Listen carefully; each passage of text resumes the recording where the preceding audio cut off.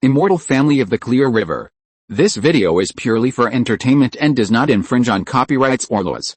The rights to the novel and image belong to the original author. We do not claim ownership. Don't like waiting and want to listen to this fanfic in full now? Subscribe to our Patreon, where you'll find the best fanfics. Chapter 276, The Golden Net Traps the Immortals. After breaking through the formation skills and becoming a second-level formation master, Qingming did not stop refining formations. He went into seclusion again and began to refine another second-level formation, the Golden Net Immortal Trapping Formation. This Golden Net Immortal Trapping Formation is somewhat similar to the Golden Net Demon Subduing Formation that the Liu family used to kill the Silver Armor Crab monster. It is also a second-level formation that focuses on trapping enemies. With the help of this formation, many Qi refining cultivators can use it to trap some second-level monsters with lower strength. The reason why Qingming chose to refine this formation is that the Song family store in Qinghefang happened to collect one of the main materials in this formation. Choosing to refine the Golden Net Immortal Trapping Formation can save Qingming a lot of skills. After the formation was refined, Qingming also specially found a group of Qi refining cultivators from the family to test the power of this formation. After the formation was arranged, Qingming stepped directly into the formation. As dozens of golden rays shot out, he was soon tied up tightly in the formation. Qingming tried to escape directly by relying on his own magic power. After trying his best, Qingming found that he had only escaped a small part of the golden light in the formation. His cultivation has now reached the 5th level of foundation building. Although his physical strength is not as good as that of a second-level low-grade monster, it is not far behind. As long as the Golden Net Trapping Immortal Formation in front of him is prepared in advance and used properly, it can also hunt some second-level low-grade monsters with lower strength like the Liu family did in the past. After trying the power of the formation, Qingming sent this formation directly to Qinghefang and handed it over to his 13th uncle Song Changshan. Song Changshan has managed the Song family's monster hunting team for many years. Most of the law enforcement team under his command are members of the Song family with rich combat experience. They can quickly master this formation with a little training. With the help of a second-level formation, their strength will be greatly enhanced once they unite. Not long after Qingming had just finished refining the formation, a rumor suddenly spread in Qinghefang that someone from the Wang family of Funiu Mountain seemed to have successfully built a foundation. After hearing the news, Qingming quickly sent a message to Funiu Mountain to ask, and soon received a positive reply from the Wang family. The new Wang family cultivator who had built his foundation was named Wang Sibo, who was about the same age as Wang Xian. The two were cultivators of the same generation. Since Wang Shengai built his foundation, no one in the Wang family had successfully built their foundation for decades. Wang Sibo's foundation building temporarily alleviated the Wang family's current predicament of insufficient foundation building cultivators. The reason why no one in the Wang family had successfully built their foundation in the past few decades was mainly because Wang Shangshan had always wanted to form a pill, which consumed most of the spiritual objects accumulated by the Wang family.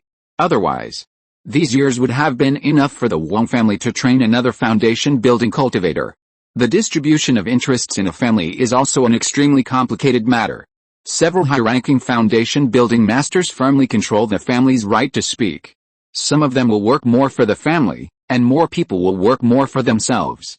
Just like Wang Shangshan, as a genius cultivator that only appears once every 100 years in the Wang family, facing the temptation of forming a pill, he will naturally choose to give priority to the resources of the entire family to himself. But if they chose to concentrate all their resources to support one person to form a golden elixir, then naturally the others would have no resources to build a foundation.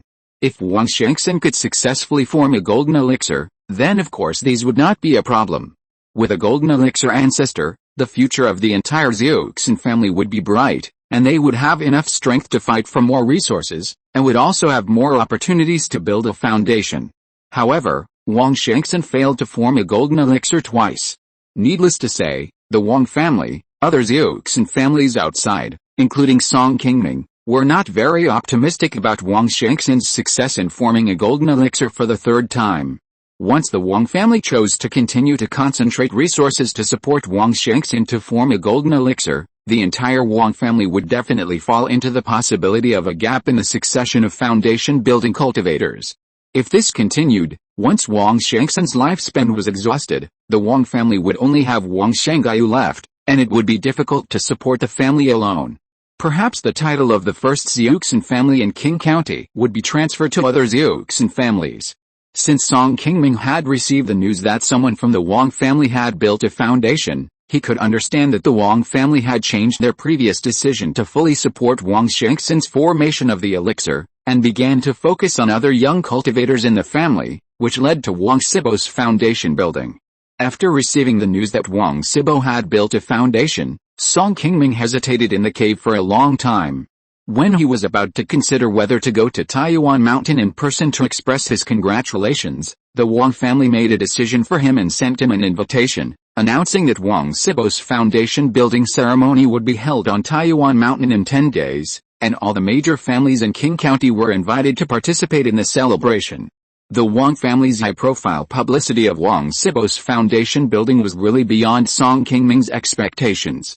First, they deliberately spread rumors in Qinghofang, and then held a foundation building ceremony directly on Taiyuan Mountain.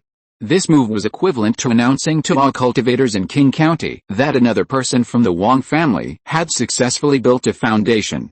It seems that the Wang family has made the lower cultivators very dissatisfied in order to give priority to Wang Shengxin in forming the elixir over the years. Wang Shengxin compromised and supported a foundation building cultivator first.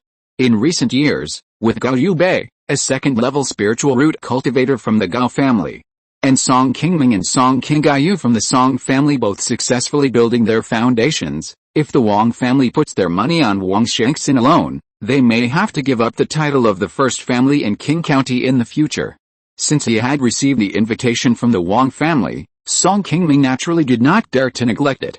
10 days later, Song Qingming, who had prepared a gift, came directly to Taiyuan Mountain. At this time, Taiyuan Mountain was already very lively, with rows of large red lanterns hanging everywhere, and every cultivator of the Wang family had a very festive look on his face. The Wang family had been preparing for Wang Sibo's foundation building ceremony for a long time. The cost of this ceremony alone is estimated to be no less than 1,000 spirit stones. The reason for such a big fanfare is probably that they want to take this opportunity to show the strength of their Wang family to other immortal cultivation families in Qing County. Song Qingming came earlier. This time, not only did he bring his eldest brother Song Qingshi and his eighth brother Song Qingchen. When the Wang family led him to the main living room, Song Qingming found that other family members had arrived here before him. Wang Daoyao, I didn't expect that Funiu Mountain, which is closest to you, would be the latecomer today. Song is really a little ashamed. It's not late. The banquet hasn't started yet. Why do you say that, Song Daoyao? Come and sit down first. Seeing Song Qingming coming in, Wang Shengaiyu hurried forward to greet him and took him to the seat belonging to the Song family. Chapter 277 Banquet. Song Qingming's seat was set in the first row. Gao Jin from the Gao family and Lu Xing from the Lu family also sat here. When they saw Song Qingming, they nodded slightly to greet him. Although the four major foundation building families in Qing County have always been fighting secretly, they will still give some face to each other when they invite each other openly. Lu Xing is still the same. Although his cultivation has reached the 6th level of foundation building, no matter who talks to him, he always looks smooth. Gao Jin, on the other hand, had not appeared in Song Qingming's face for nearly 10 years since he met him once in the secret realm of Tai'ai Lake. When he saw him this time, he found that the old ghost's demeanor had changed a lot. His beard and hair had turned white, giving people the feeling that he had aged a dozen years in an instant. It seems that the rumors are true. This old guy must have been seriously injured in the secret realm last time. Seeing that Song Qingming's cultivation had broken through to the 5th level of foundation building, Gao Jin couldn't help but reveal a trace of surprise in his eyes. When Song Qingming had just established his foundation, Gao Jin had sent someone to investigate him. According to the reports from his subordinates, this person was only a cultivator with 3 spiritual roots. His cultivation speed was almost catching up with Gao Yubei, who had 2 spiritual roots. This kid not only had a high talent for cultivation, but also had luck far beyond that of a Superman. The Wang family's trip to the floating cloud mountains not only killed Wang Changlian, but also injured a cultivator from the Wang family of the Xiaoyao sect who came to help. As a result, Although Song Qingming disappeared at the time, he returned to Qing County unscathed. Later, when they went to such a dangerous place as the Taiyu Lake Secret Realm, even he, a cultivator in the late stage of foundation building, almost lost his life there. Song Qingming was able to follow the Wang family with his third-level foundation building cultivation, and finally came out without any danger, which made him have to admire this kid's opportunity and luck. In the future, when he and Wang Shengxin's lifespans are exhausted, the only two people in Qing County who have the hope of breaking through to the late stage of foundation building earlier are probably Song Qingming and Gao Yubei. After Gao Jin thought about it, he decided that when he returned to the clan this time, he must remind Gao Yubei to pay attention to easing the relationship with the Song family. Song Qingming naturally did not feel Gao Jin's calculations. After greeting Gao and Lu, Song Qingming's eyes had already turned to other places. The Wang family also set up dozens of seats behind the seats of several major foundation building families. Those who came were the vassal Qi Refining families of the Wang family and some well-known scattered cultivation forces in Qing County. The main family held a foundation building ceremony, and these vassal family forces must come to join in the fun to show their loyalty. Inviting these people to come, of course, the Wang family wanted to take this opportunity to show their strength to the vassals below, in order to stabilize the people's hearts below. When Wang Shenglian died last time, the Gao and Lu families took the opportunity to attack and occupied a lot of the Wang family's territory, causing the Qi Refining families under the Wang family to start to feel insecure. One family that had been suppressed by the Wang family even joined the Gao family. After this incident, the Wang family did not dare to deal with it publicly until Wang Shengxin failed to form a pill. The Wang family took the time to deal with it.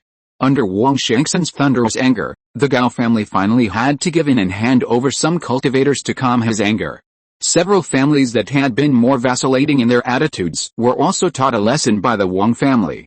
The Wang family is not like the Song family, which has only been a foundation building family for 20 years. After nearly 1,000 years of accumulation, the Wang family controls 40% of the territory of Qing County and has more than 20 vassal Qi Refining families under its command. In comparison, the Song family, which is also a foundation building family, has only 6 vassal families so far. Not long after Song Qingming sat down, Wang Shengxin, who was dressed in a splendid dress, led a young man to the banquet venue. After everyone took a look, they quickly felt that this man had good magical power and was a foundation building cultivator. Since he was attending after Wang Shengxin, Song Qingming and others could guess that he was Wang Sibo, the host of the Wang family's foundation building ceremony. Although Wang Sibo looked ordinary, he exuded a sense of stability from head to toe, and had a rather heavy look.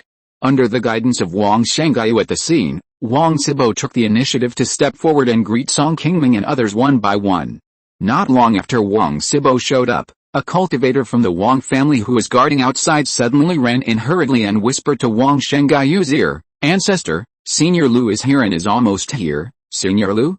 It should be Lu Yuanfan." "Sibo, please stop here and come with me to greet him outside." Wang Shenggayu had just finished speaking and was about to stand up to greet him, but a hearty laugh suddenly came from a distance. "Don't worry, fellow Taoist Wang. This time, I am late. How dare I bother the host to go out and greet him? Fellow Taoist Lu, please take a seat quickly. You can take the time to come here today, which really makes our Wang family's Taiyuan Mountain honorable." Seeing that Lu Yuanfang had taken the initiative to walk into the banquet venue, Wang Shenggayu hurriedly stepped forward and led them to the seats that had been prepared before. When Song Qingming saw Lu Yuanfang coming to Taiyuan Mountain in person, he thought to himself that it was not very common for Lu Yuanfang to leave King Hefang over the years. Today, he was able to attend the foundation building ceremony held by the Wang family in person, which showed that his relationship with the Wang family was still somewhat unusual. "I came here in a hurry today, and I didn't prepare any gifts. This jade pendant has been with me for many years and has some magical uses. Today, I will give it to fellow Taoist Sibo as a gift. I hope you won't refuse it." Lu Yuanfeng had just sat down for a while, and soon stood up again, and took the initiative to present a gift to Wang Sibo. Upon hearing this, Wang Shenggayu hurriedly took Wang Sibo over to thank him in return, and then took the round jade pendant presented by Lu Yuanfeng. The round jade pendant he mentioned was a relatively special first-grade upper-grade magic weapon. This item could be treasured by Lu Yuanfeng for many years, which showed that it was not an ordinary item. It is estimated that its value may not be lower than an ordinary second-grade lower-grade talisman. Lu Yuanfeng was really generous to give such a big gift right at the beginning. In comparison, the gifts given by Song Qingming and his people were much more humble. They were either longevity peaches or some ordinary spiritual wine and elixirs. Although these things looked very festive, they were all low-level spiritual objects worth dozens of spiritual stones. This comparison immediately made Lu Yuanfeng look much more generous. However, the Wang family did not show any particular concern about this. No matter what gifts you gave, Wang Shengai would accept them all and even give gifts in return. She would never let the gift giver down. Song Qingming also appreciated this very much. Chapter 278 Infiltration. In a restaurant in Qinghefang, two casual cultivators dressed in ordinary clothes were feasting in a private room. Brother Meng, my elder brother asked me to ask you how your plan is going. How confident are you that the raid will succeed? The man who spoke was a middle-aged man with a scar on his cheekbone. Opposite him was a big square-faced man with a mustache. Hearing the middle-aged man's anxious question, he looked around and said softly, Lu Yuanfeng has gone to the Wang family to attend the banquet. Now there is only Song Qinggayu left in the market. Please tell my elder brother that we are ready and are just waiting for the order from my elder brother. That's good. I will go back and report the news. As for the brothers who sneaked in with me, I will leave them to you to command. It all depends on you tonight, the middle-aged man said slowly, and then left here alone. It seems that after tonight, King Hofeng will start to change, the big square-faced man also muttered to himself. After nightfall, thousands of lights began to light up in King Hofeng. Song Changshan, with a relaxed look on his face, led several monks from the Song family who were selected to join the law enforcement team, and were casually patrolling the streets to check the safety of the entire market. Whenever it was their turn to be on duty, Song Changshan always habitually took a few people out to stroll around at night. Just as they walked to a corner, two monks wearing bamboo hats suddenly came towards them, heading east quickly. After passing him, Song Changshan saw that the two monks were still wearing bamboo hats at night, and suddenly felt something was wrong. He turned around and shouted to the two, "Stop! Which monks are you from?" Upon hearing this voice, the two monks in bamboo hats saw that the patrolling law enforcement team stopped them, and they immediately panicked. They gritted their teeth and ran away in the dark.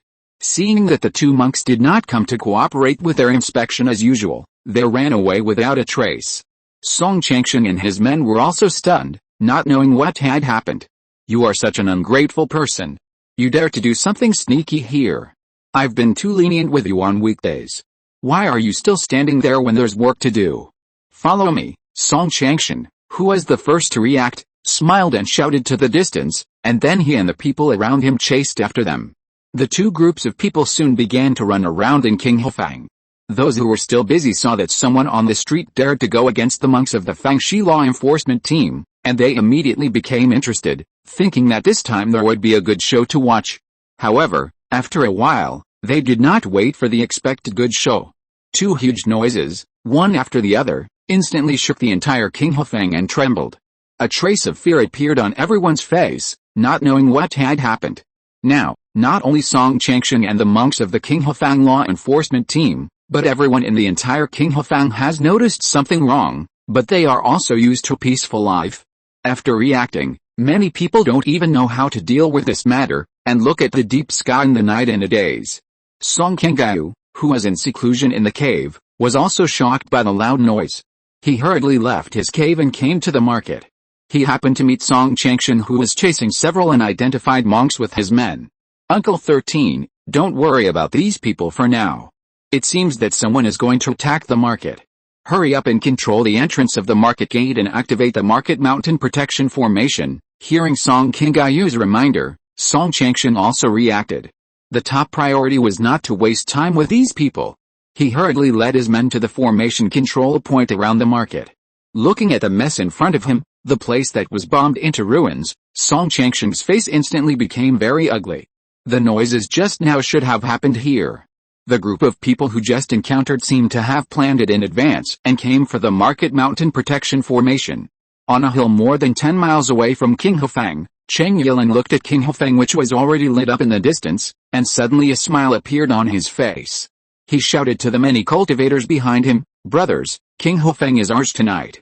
Come with me to get something." At Cheng Yiling's order, Hundreds of bandit cultivators from Yingqiao Ridge and cultivators who appeared from all directions had surrounded the entire Qinghofang. Cheng Yiling and 2 foundation-building monks took the lead and flew to the top of the market town, shouting loudly inside, "My fellow Taoists, we are here only for money today. If you don't want to die, please withdraw from Qinghofang on your own initiative. We will never hurt you. When we go in, no matter who you are, we will kill you all." Although their threatening tone was terrifying, no one in the market town dared to respond to them and surrender. After all, most of the people in the market town now have families and businesses in Qing County, so how could they dare to believe these cruel robbers so easily? Besides, the mountain protection formation in the market town is still there, and it stands to reason that everyone has not reached the point of desperation. Seeing that their words did not work, the 3 of them began to use their magic power to attack the protective formation under them, and immediately there were several earth-shaking noises above the market town. The power of this mountain protection formation has been weakened by more than half. Everyone, step up your attack. Victory's at hand. Feeling the fluctuation of mana in the mountain protection formation of Qinghofang, Cheng Yiling knew that the action inside had been considered a success. This time, the action in Yingqiao Ridge was a perfect combination of time and place. Not only did they catch the time when Lu Yuanfeng left, but they also found several control points of the mountain protection formation of Qinghofang with the help of the trader. If Song Changshan had not accidentally broken through a team of bandit cultivators who were going to destroy the formation in the northwest corner, it is estimated that none of the control points of the mountain protection formation in the 4 locations of Qinghofang would have been spared, and all would have been destroyed. Now it would be impossible for the mountain protection formation to protect the sky above Qinghofang. A total of 4 teams of cultivators were sent out from Yingqiao Ridge, but only 2 teams succeeded. One team was discovered in advance by his 13th uncle Song Changshan. There was also a team that failed to break through the cultivators guarding the control point of the formation in time, and ended up failing. They were reinforced in time by the law enforcement team of the market town and were killed in the market town. However, 2 core parts of the mountain protection formation have been destroyed, and the power of the formation has been weakened by more than half. It will definitely not last long if it is attacked by so many cultivators outside at the same time. When Song Qingyu saw the bandit cultivators suddenly appearing from all directions outside, he began to organize people to guard the market with Song Changshan, ready to fight a decisive battle with the other side at any time. Uncle 13, the mountain protection formation is now in danger. We only have so many people now. Once the formation is broken, we will definitely not be able to stop it. I think we still have to find a way to contain it so that we can live to wait for Brother 7 and others to come to support us. The signal for help has been sent out, but it's a pity that almost all the foundation building cultivators in Qing County have gone to Taiyuan Mountain.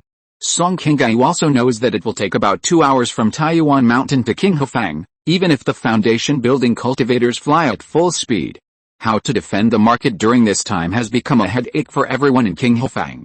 Chapter 279 Seeking Help. On the Taiyuan mountainside, Song Qingming and others were still enjoying the exquisite banquet prepared by the Wang family, but they didn't expect that a colorful light suddenly came from the sky and landed on the top of Taiyuan Mountain. After a while, a young Wang family cultivator hurried over and handed a sound transmission node with spiritual light to Wang Shangxin. Seeing this, everyone looked at the Wang family members in the center of the banquet. After Wang Shangxin opened the sound transmission node, his face changed instantly, and he said to Lu Yuanfeng who was standing next to him, "Daoialu, the news from Qinghofang is that a large number of bandits are attacking the market." "What? Daoiao Wang is not mistaken, someone is attacking Qinghofang." When they heard the news from Wang Shangxin, everyone present stood up and showed a look of shock. When Qinghofang was first established, because Qing County was weak overall and its defenses were not strong, it was often targeted by the surrounding bandit forces. Several times, the entire market was breached by others. Not only were all the property robbed, but also the families lost a lot of cultivators.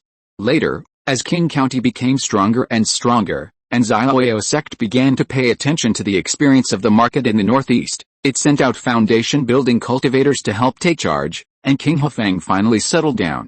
Especially in the past 100 years, although there were occasional people who would go to the market to cause trouble, no one had ever seen anyone dare to attack Qinghofang so blatantly.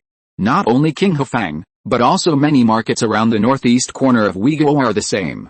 It is adjacent to Zhengzhou in the east, and Zhengzhou is a country that is often in turmoil. Every time the two major sects in Zhengzhou fight internally, many cultivators will flee to Weiguo to avoid the turmoil. After these cultivators come here, they are not welcomed by the local cultivators in Weiguo, so they can't get many cultivation resources. Gradually, many people gather together to become bandits in order to snatch cultivation resources, and do the business of robbing and looting. Among these people, there are not only cultivators who have fallen from Zhengzhou, but also many local Weiguo criminals who have committed crimes and have fled here for refuge. A few years ago, Yingqiaoling, which Song Qingming and others went to clear out, was a group of such bandits. These people are desperate people who only look at the immediate interests. Even if they know that King Hufang has a large part of Xiaoyaozong's shares, they will not back down as long as they can get it. Hearing that King Hufang was attacked, Song Qingming immediately became restless. Now that Lu Yuanfang was not in King Hufang, Song Qingyu, who had just established his foundation, was the only one left in the market. Once the market was breached, facing those brutal bandits, Song Qingyu's safety made him frown, and he was extremely anxious. Of course, he was not the only one who was anxious. After all, King Hufang involved the interests of almost all the immortal cultivation families in Qing County. Once the market was breached, the loss would be immeasurable. Everyone. It seems that this banquet cannot continue today. Let's go directly to King Hufang with fellow Taoist Lu. I hope we can still make it. After discussing for a while, several cultivators at the scene left only Wang Sibo, who had just established his foundation, to gather nearby Qi Refining cultivators. The 6 foundation building cultivators, including Song Qingming, immediately set out to support the market. Taiyuan Mountain is more than 800 miles away from King Hufang. Even if the foundation building cultivators try their best to travel, it will take at least 2 hours. Unfortunately, none of the people present have flying boats, which can increase the speed of travel, otherwise they can greatly speed up the travel. After a few loud noises, the King Hufang Mountain Protection Formation began to shake again. Everyone, increase your strength to attack the east side of the market. The brothers who sneaked in have destroyed the formation veins over there. The formation will not last long. Cheng Yiling is the boss of the Eagle Nest Ridge bandit cultivators. In order to successfully capture King Hufang this time, he also specially found a group of bandit cultivators nearby to help.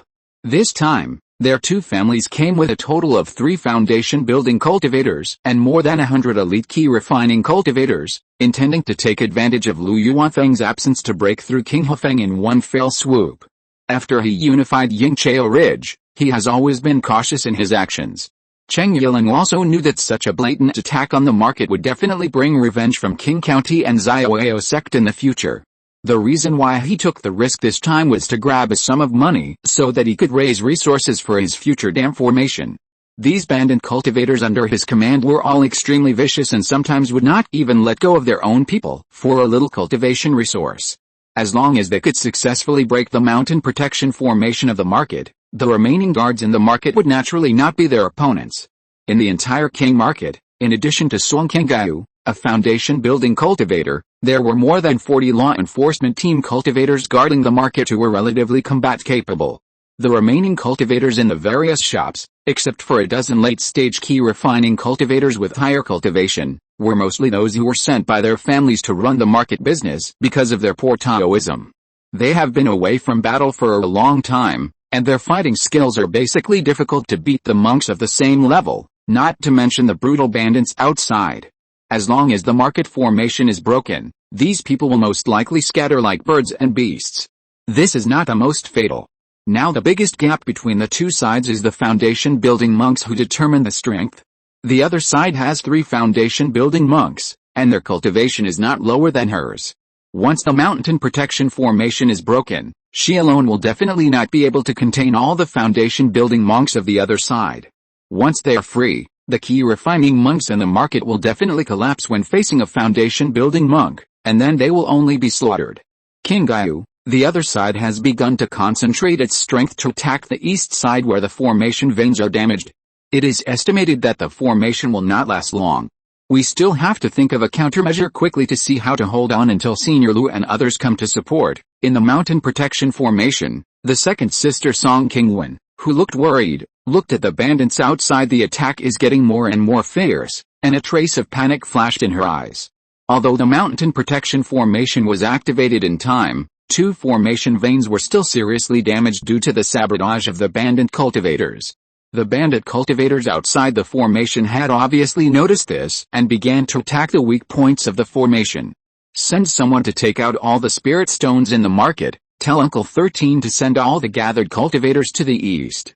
No matter what, we must hold on. Everyone who participated in this guard will be given 10 spirit stones on the spot. Although Song Qingming was actually very panicked at the moment, and it was her first time to face such a dangerous situation, she still appeared to be relatively calm on the surface. As the only foundation-building cultivator in the market, Song Qingming knew that she was the backbone of the entire Qinghofeng at the moment. Once she showed a trace of panic, the cultivators below would probably soon follow suit. Chapter 280 Hard Fight. As the leader, Song Qingming has been standing at the highest point in the center of the market, observing the changes in the situation of the entire battlefield. The reason why she stood in such a conspicuous position was to let all the cultivators participating in guarding the market see her and know that she, a foundation-building cultivator, has been here all the time, which can also strengthen everyone's confidence. Senior Song, except for a few who have been killed on the spot, the rest of the bandits who sneaked in to cause trouble have been controlled. After a battle, Humeoke, the third disciple of Liu Yuanfeng, led 3 frightened bandits to Song Qingming and asked her how to deal with them. Humeo Cheng was used by the Gao family cultivators because of his greed, and was once reported to Liu Yuanfeng by Song Qingming. In fact, he has always had some grudges against the Song family cultivators over the years.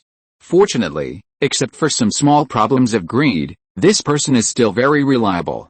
After Song Qingming's order was passed down, he led the law enforcement team below after a bloody battle and quickly solved all the bandits who took the opportunity to create chaos in the market. Don't kill them first, just waste their cultivation and let 2 people watch them. The others, come with me to the small gate in the south to see if we can find an opportunity to break through their blockade from there. After hearing Song Qingming's arrangement, Humeo Cheng was a little puzzled, but he nodded immediately and ordered the monks to quickly follow Song Qingming to the south of the market. To the east of the market, dozens of monks in various clothes were desperately injecting their mana into the formation to block the positions that were about to be damaged. Song Changshan, who was standing in front, looked at these monks who had gathered temporarily, and then looked at the ferocious bandits outside the formation with ferocious faces. He couldn't help but mutter in his heart that the formation could not be maintained for long by the monks' mana. If no one came to support them, it would be a matter of time before their formation was broken. Once the formation was broken, the mana of these people in front of them would be too much because of the consumption of maintaining the formation, and they would be no match for those outside. But at this moment, facing this crisis, this was also a helpless choice. After arriving at the south of the market, Song Qingming led Humeoke and 20 other law enforcement team monks through the small gate on the side of the city wall and found that the bandit cultivators here did not arrange many people to besiege, only 7 or 8 people. Most of them should have been transferred to the east to attack the formation. Seeing this, Song Qingming did not hesitate anymore and rushed over there with everyone, and directly cleaned up these unlucky ghosts who were left alone here. Boss, someone ran out from the south, and it seems that there is a female who is a foundation-building cultivator. The brothers over there can't stand it anymore. Song Qingming had just killed a few people, and soon the bandit cultivators in other positions discovered the movement here, and quickly reported the matter to the leader Cheng Yilan. Cheng Yilan, who was attacking with all his strength, saw that it would take some more effort to break the formation head-on. And suddenly heard the news that Song Qingming took the initiative to run out, and suddenly felt a little strange. Another foundation-building cultivator who was working with him was named Wu Xiang. After hearing the news, he stopped attacking and came to Cheng Yilan and said, "Brother, that woman is the only foundation-building cultivator in this market. She is taking people to escape now. She probably wants to take away most of the valuable spiritual objects in the market. We must not let them escape." Cheng Yilan looked at his partner in front of him and felt that what he said seemed to make sense, but he was a little worried about letting him go alone to chase Song Qingming and others. He could only call another foundation-building cultivator, Chen Zikan, and let the 2 of them go to chase together. The opponent was only a second-level foundation-building cultivator. With the 2 of them together, they could definitely stop Song Qingming and his men, but in this way, there would be less 2 foundation building cultivators and dozens of Qi refining cultivators to help on the front battlefield, and the time to break the formation would be delayed.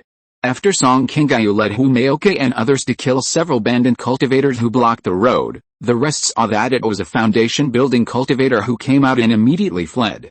Each of you will receive 2 of these talismans for self-defense. It will probably be a tough fight later. I don't ask you to fight to the death. As long as you can attract the other party's attention and hold on for an instant of time, it will be fine. Whether you return to the market or escape, I will not blame you in the future. Do you understand? After killing these people, just when Hu Maoke thought that Song Qingyu was going to choose to escape immediately, she did not seem to have this intention, but wanted to lead them to kill directly at the east gate. Seeing that Song Qingyu, as the commander, was not afraid and wanted to take the initiative to attack and contain the bandits in the east, Hu Maoke and his people naturally did not want to be looked down upon by the people around them, and all nodded firmly. Anyway, they were not going to die. If they couldn't win later, they would just hide in the market formation first. Song Qingyu's purpose was just to help Song Changshan in the east share some pressure. As long as the mountain protection formation could hold up and wait for reinforcements, they would naturally be saved.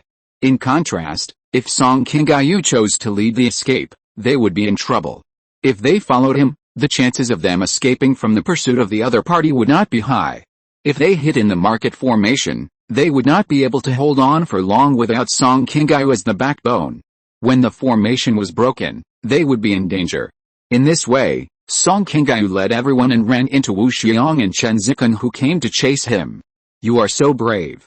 You dare to come here. Seeing that Song Qingyu did not choose to escape directly, Wu Xiang and Chen Zikan were also surprised. I wonder what she wants to do with just a few people? Song Qingyu did not say much nonsense after meeting them. He gathered his magic power and fired a rain of arrows at them. Seeing that the other party had already started, Wu Xiang immediately released a barrier to block the attack. Chen Zikan also had a short blade in his hand and stabbed Song Qingyu directly. Compared to Song Qingyu's second-level foundation building, Wu Xiang's fourth-level foundation building, plus Chen Zikan's second-level foundation building, the two of them together will definitely not have much problem dealing with Song Qingyu. The battle started here, and the Qi refining cultivators below also did not rest, and the two sides soon fought together. Although Hu Maoke's side had fewer people than the other side, they were also elite cultivators selected from the market to join the law enforcement team. In addition, Song Qingyu temporarily gave them a batch of talismans to help improve their combat effectiveness. The two sides fought for a while and actually maintained a balance of power. Although Song Qingyu was courageous, it was actually the first time for her to really fight against cultivators of the same level. Facing the siege of Wu Xiang and the other two, she fell behind in a moment.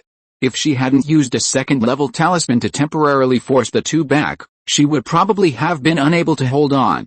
Chapter 281, Defeat. Not long after Song Qingyu rushed out, Song Changshan and others who were struggling to hold on in the east of the market immediately discovered the bandits outside attacking the formation. Suddenly, there were fewer people, which also relieved the pressure they faced. Someone has come to support the market. As long as you hold on for a while, these people outside will retreat immediately. Song Changshan said this just to encourage people. Previously, Song Qingwen had handed over all the valuable spiritual objects in the Song family store to Song Qingyu. He also discussed with Song Qingyu to let her take some of the spiritual objects and escape directly. Now seeing the other party's two foundation building cultivators leave, Song Changshan knew in his heart that these people should be chasing Song Qingyu. Whether they fled with the spiritual objects or stayed to hold on, everyone's fate was unknown. Now they were facing the attack from outside and could not protect themselves. They could only secretly wish in their hearts that Song Qingyu could get away smoothly.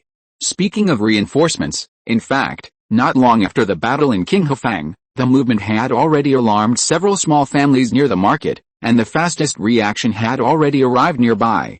On the west side of Qinghefang, more than a dozen cultivators watched the battle in the market from afar, each with a look of astonishment on their faces. Clan leader, there are really people attacking Qinghefang. It looks like bandits coming from the north. Should we rush over to support them? The head of the Liu family, dressed in black, stared at the battlefield in front of him, frowned, and said softly, there are so many people coming from the other side. I'm afraid the situation is a little bad. We can't help much if we rush over rashly. Let's wait and see what happens, but... Clan leader, our Liu family is so close to King Hofang. If we don't support them, after these bandits retreat, the master will blame us for this matter. How should we explain it? I said let's see the situation first. Don't you understand? Our Liu family didn't come to support us. It's just that they didn't get here in time and came a little late. The head of the Liu family glared at the elder who was speaking, and sighed with a heavy face. At this moment, he was very conflicted. On the one hand, he was afraid that the other side had so many people and he would be in vain if he rushed forward with so few people. On the other hand, he was afraid that if he did not come out to rescue in time, he would be blamed if someone found out. It was really difficult for a small Qi refining family like the Liu family to make a decision in the face of such a big change. If they took a wrong step, it would very likely bring a catastrophe to the entire family. Unfortunately, their Lingshan was too close to King Hofeng and they could not stay out of it. Song Changshan breathed a sigh of relief for the time being, but the situation on Song Qingyu's side was getting worse and worse. After only fighting for an instant of time, she had already been attacked by several attacks from the other side. Fortunately, the injuries on her body were not very serious. In addition, the water-attributed skills she practiced would have a slight self-healing effect, so this injury would not affect her combat effectiveness for the time being. But she also knew in her heart that she could not hold on for too long. Fellow Taoist Chen, we are attacking the market town and there is such a big commotion. The enemy's reinforcements must be on the way. I think you should not hide your secrets. Hurry up and make a quick decision, and then go to help Brother Yi Long break the big formation. Otherwise, if this woman drags it for a long time and something happens, it will be difficult for me to explain to Brother Yi Long. Seeing that Song Qingyu could not be taken down in a short time, Wu Xiong began to get anxious and secretly sent a message to Chen Zikan. In the previous battle, he had always been the main attacker, and Chen Zikan had always been supporting from the side. He did not use his full strength at all, which made Wu Xiong feel a little unhappy. Chen Zikan saw that Wu Xiong's tone was a little unhappy, and he knew that if he dragged it on, it would definitely be more and more disadvantageous to him. He gritted his teeth and took out his biggest trump card. Taking advantage of the gap between Wu Xiong's magic attack and Song Qingyu's full defense, Chen Zikan also took this opportunity to quietly walk to Song Qingyu's side. Before Song Qingyu could react and turn his attention to him, Chen Zikan raised his hand and waved, and two black spiritual lights shot directly and quickly at Song Qingyu. These two black lights were the second-level magic weapon Black Python Needle in Chen Zikan's hand. This flying needle magic weapon was very concealed to use, and was best at taking advantage of the opponent's carelessness to secretly attack the opponent. The only thing that needed to be paid attention to was that this magic weapon needed to be warmed up with mana for a period of time after each launch before it could be used again. Chen Zikan would definitely not use it easily until the critical moment, which was why he did not take it out directly at the beginning. After all, Song Qingyu did not have much experience in direct combat. When she found the black python needle shooting at her, she was already unable to dodge. The temporary release of the defense shield could only help her barely avoid a fatal blow. The two flying needles still shot at her shoulders as expected. The black python needle was refined with a lot of second-level monster black python snake venom, which was very toxic. Even if a foundation-building cultivator with deep mana was poisoned by this poison, his subsequent combat effectiveness would definitely be greatly affected. Soon Song Qingyu felt a numbness in her left shoulder where the poison needle had been injected.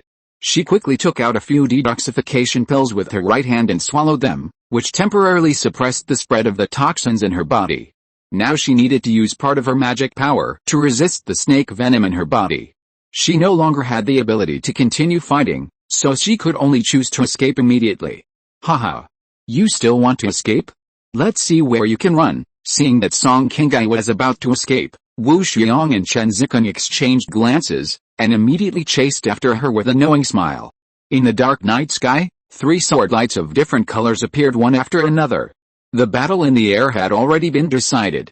Seeing that the foundation-building cultivators above had left, the Qi refining cultivators who were still fighting below also quickly made their own choices. The one stick of incense time that Song Qingyu requested before the battle had long passed. The fact that Hu Maoke and others could fight until now was also the result of Song Qingyu's leading by example. Song Qingyu had already fled, and they were slowly falling into disadvantage. More than 20 people who had rushed out together had lost half of them. With the captain Humaoke leading the way and fleeing the battlefield, some people chose to retreat back to the big formation in the market town, and the rest of them all began to flee with Humaoke. However, it was hard to predict their fate if they fled like this. Most people would find it difficult to escape the pursuit of so many people on the other side, and once Wu Xiong and Chen Zikan dealt with Song Qingyu and returned to the battlefield, facing the pursuit of the two foundation-building monks, the probability of them being able to escape was almost zero. In comparison, retreating back to the market town might allow them to live longer. Chapter 282 Reinforcements arrive. Being poisoned by the snake, Song Qingyu had already consumed most of her mana before she could escape too far. She could only grit her teeth and hold on after seeing the two people chasing her.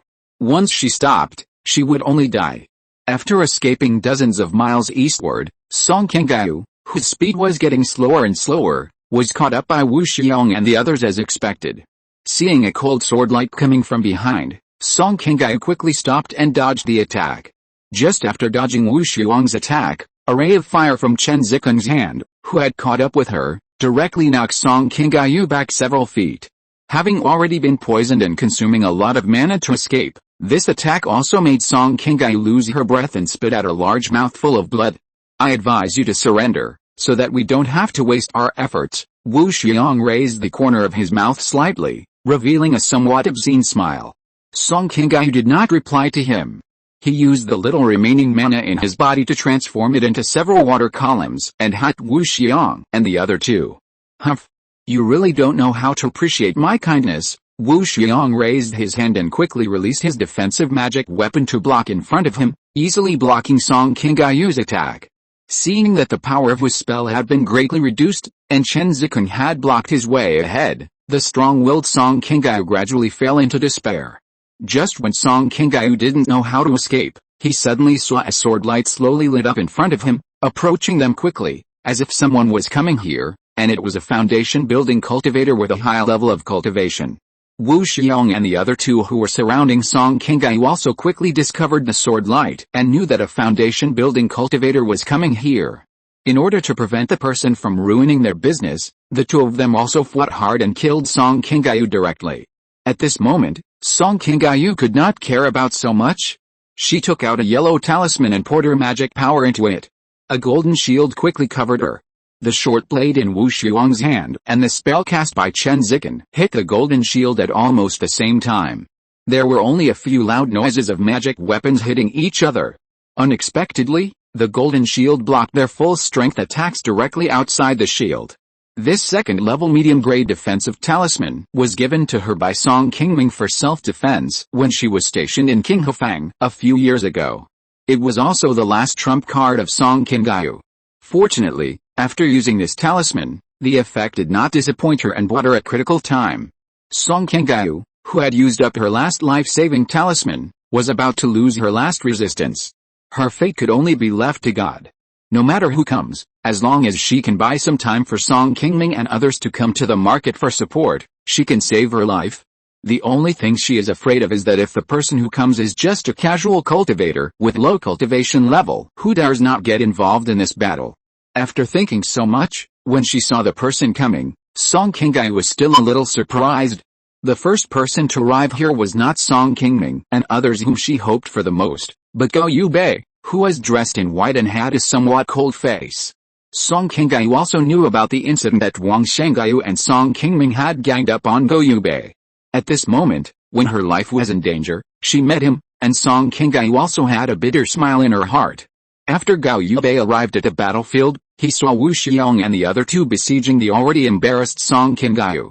Without much hesitation, he took out a magic weapon directly to rescue Song Qingyu and faced Wu Xiong and the other two. After the battle with Song Qingyu, although Wu Xiong and Chen Zikan were not injured, they also consumed a lot of mana. Gao Yubei fought 1 against 2 and did not lose the upper hand at all. He quickly rescued Song Qingyu from the battlefield. Seeing that only Gao Yubei came, Wu Xiong threatened in a bad tone, "Dao, we just have some grievances with this person. It has nothing to do with you. I advise you not to meddle in other people's business, lest our brothers hurt you by mistake later." Humph! What a big tone. You are not afraid of burning your mouth when you say this. With just the two of you, can ye hurt me by mistake? Gao Yubei himself has outstanding spiritual roots and a high talent for cultivation. His cultivation has reached the 5th level of foundation building. At this moment, facing Wu Xiang and Chen Zikan, who are lower in cultivation than him, he is a little arrogant and does not take them seriously at all. In comparison, Wu Xiang and Chen Zikan felt much more nervous. Although they were not afraid of Gao Yubei even if they joined forces, this was the territory of Qing County after all. Once the time was delayed for a long time, and the other side came to reinforce, it would be difficult for them to escape. Seeing that Gao Yubei was not moved at all, Wu Xiang and Chen Zikan looked at Song Qingyu helplessly, and chose to retreat to King Hefang. After saving Song Qingyu, Gao Yubei looked at her and ignored her. He turned into a swordlight and chased Wu Xiang and the others. The reason why Gao Yubei was able to come to support earlier than Song Qingming and others was because the Gao family was closer to King Hefang, and he happened to not be in seclusion. After receiving the letter for help from King Hefang, he rushed to King Hefang first. As soon as he arrived nearby, he saw a foundation-building cultivator fighting not far away, so Gao Yubei rushed over and happened to see Song Qingyu being besieged by Wu Xiang and the others. Although Gao Yubei was somewhat arrogant, he was the successor carefully cultivated by Gao Jin after all. Although Gao Yubei still had some resentment towards Song Qingming for ambushing him with the Wang family, he still did not choose to add insult to injury at this moment. After all, King Hefang involved the overall interests of the entire Qing County. Even if they had secret internal struggles at ordinary times, they had to unite to face the common foreign enemy at this moment. Not long after Song Qingyu escaped from danger, the mountain protection formation of King Hefang had reached the final moment. Under the full attack of Chang Yiling and others, the formation of the market finally could not hold on and collapsed.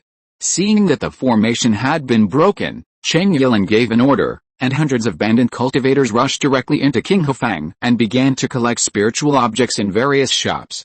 Song Changshan and others, who had been struggling to support, saw that the formation had been broken, and could only gather the remaining cultivators in one place and form a golden net to trap the Immortals to resist abandoned cultivators who wanted to attack them.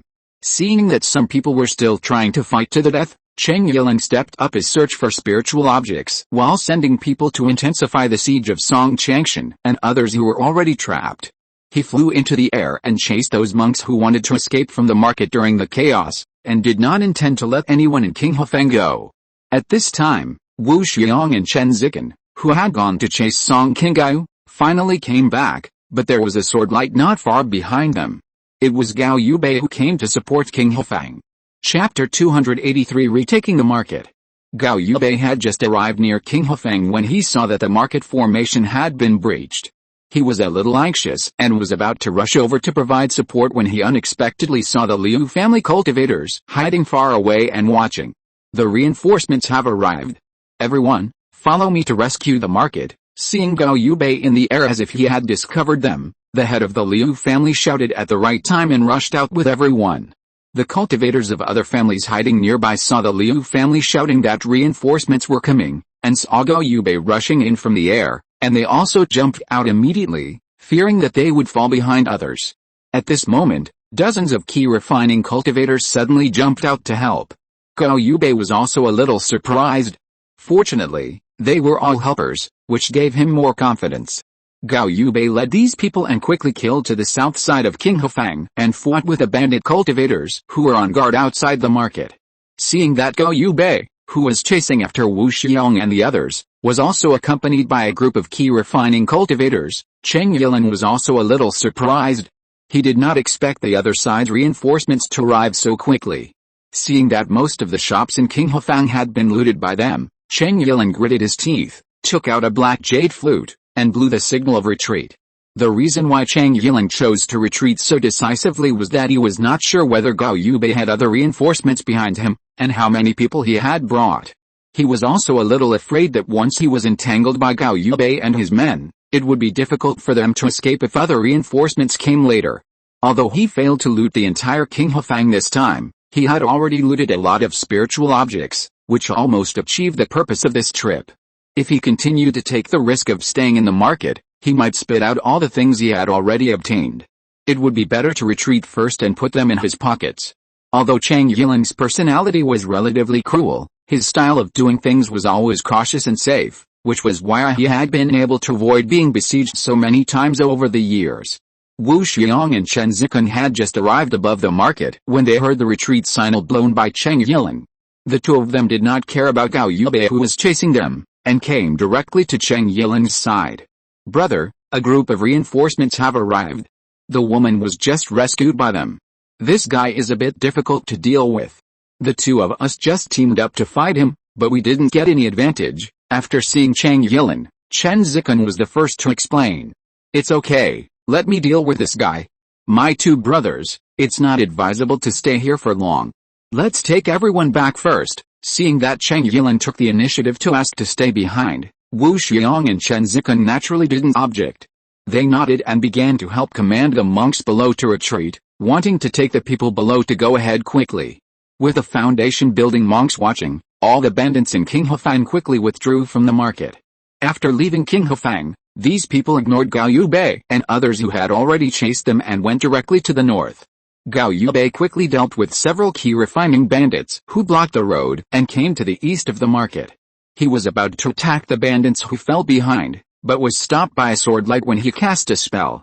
"Your Excellency wants to fight, how about I accompany you?" Seeing Chang Yiling with a provocative look in front of him, although he knew that his cultivation was not as good as the other party, Gao Yubei, who was arrogant, did not choose to retreat, and directly showed his magic weapon.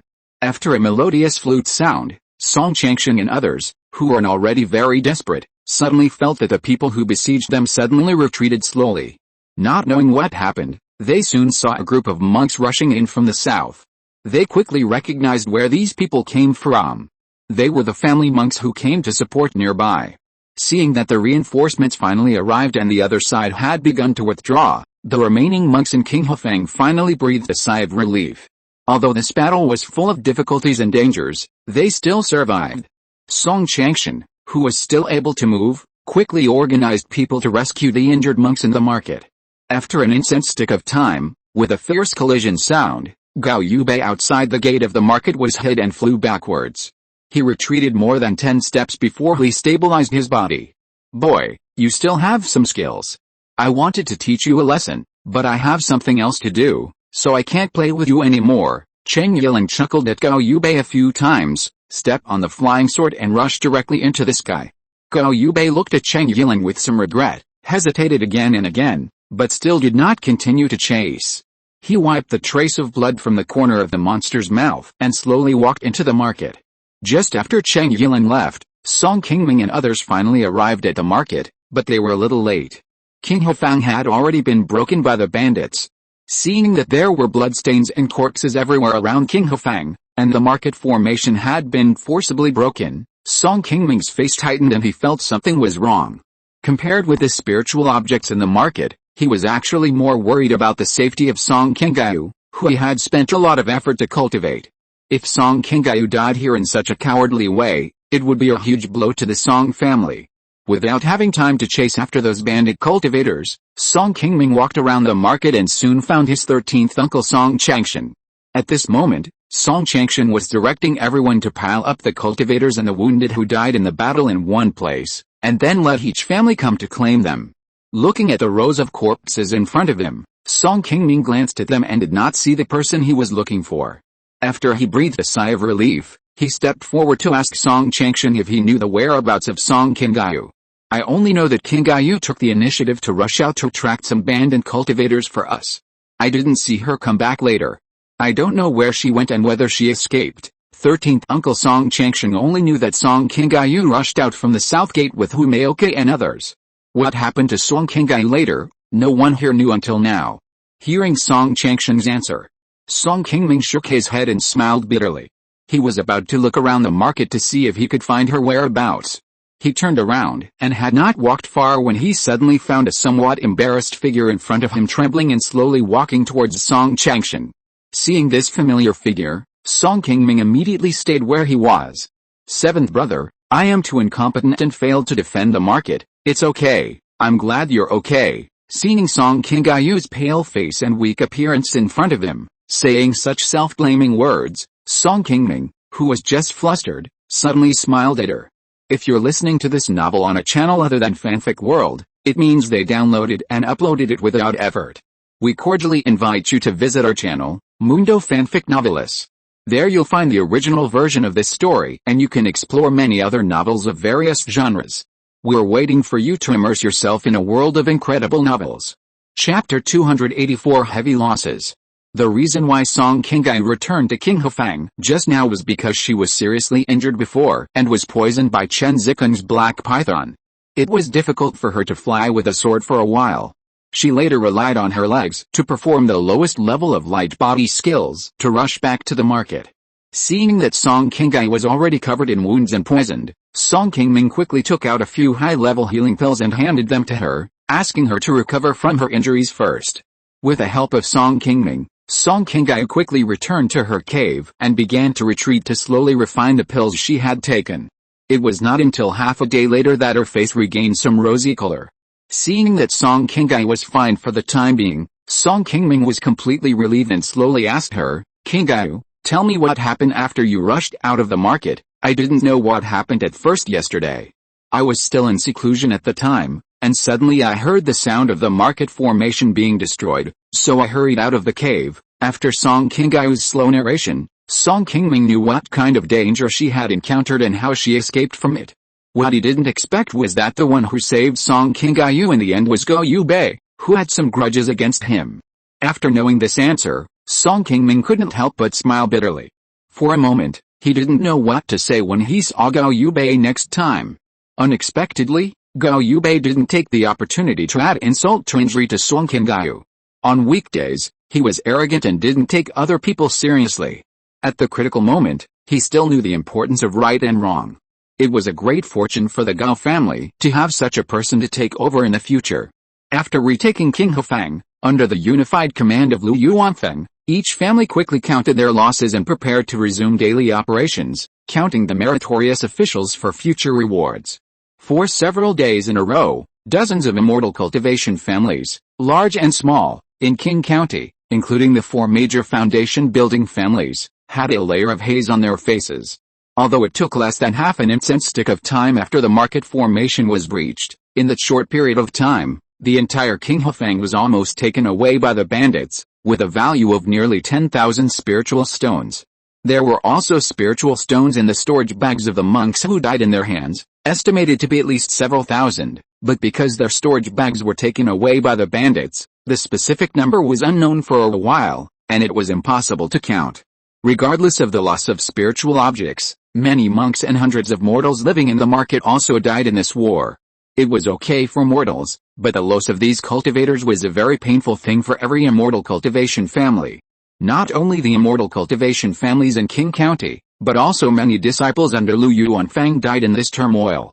Even his favorite third disciple Hu Maoke, after rushing out of the market with Song Qingming, was unfortunately targeted by several robbers with high cultivation. In the end, he still failed to escape and died in a pool not far from the market, leaving him with a complete body. The Song family also suffered a lot of losses this time. 3 cultivators who followed the 13th uncle Song Changshan into the King Hefang law enforcement team died on the spot. Even the 4th uncle Song Changqiu, who managed the family store, died tragically under the knife of the abandoned cultivator in the final battle. Looking at the 4th aunt's family lying on the 4th uncle's body in grief, Song Qingming was also very sad. The 4th uncle had no Tauhard in his life. He gave up cultivation early and came to King Hefang.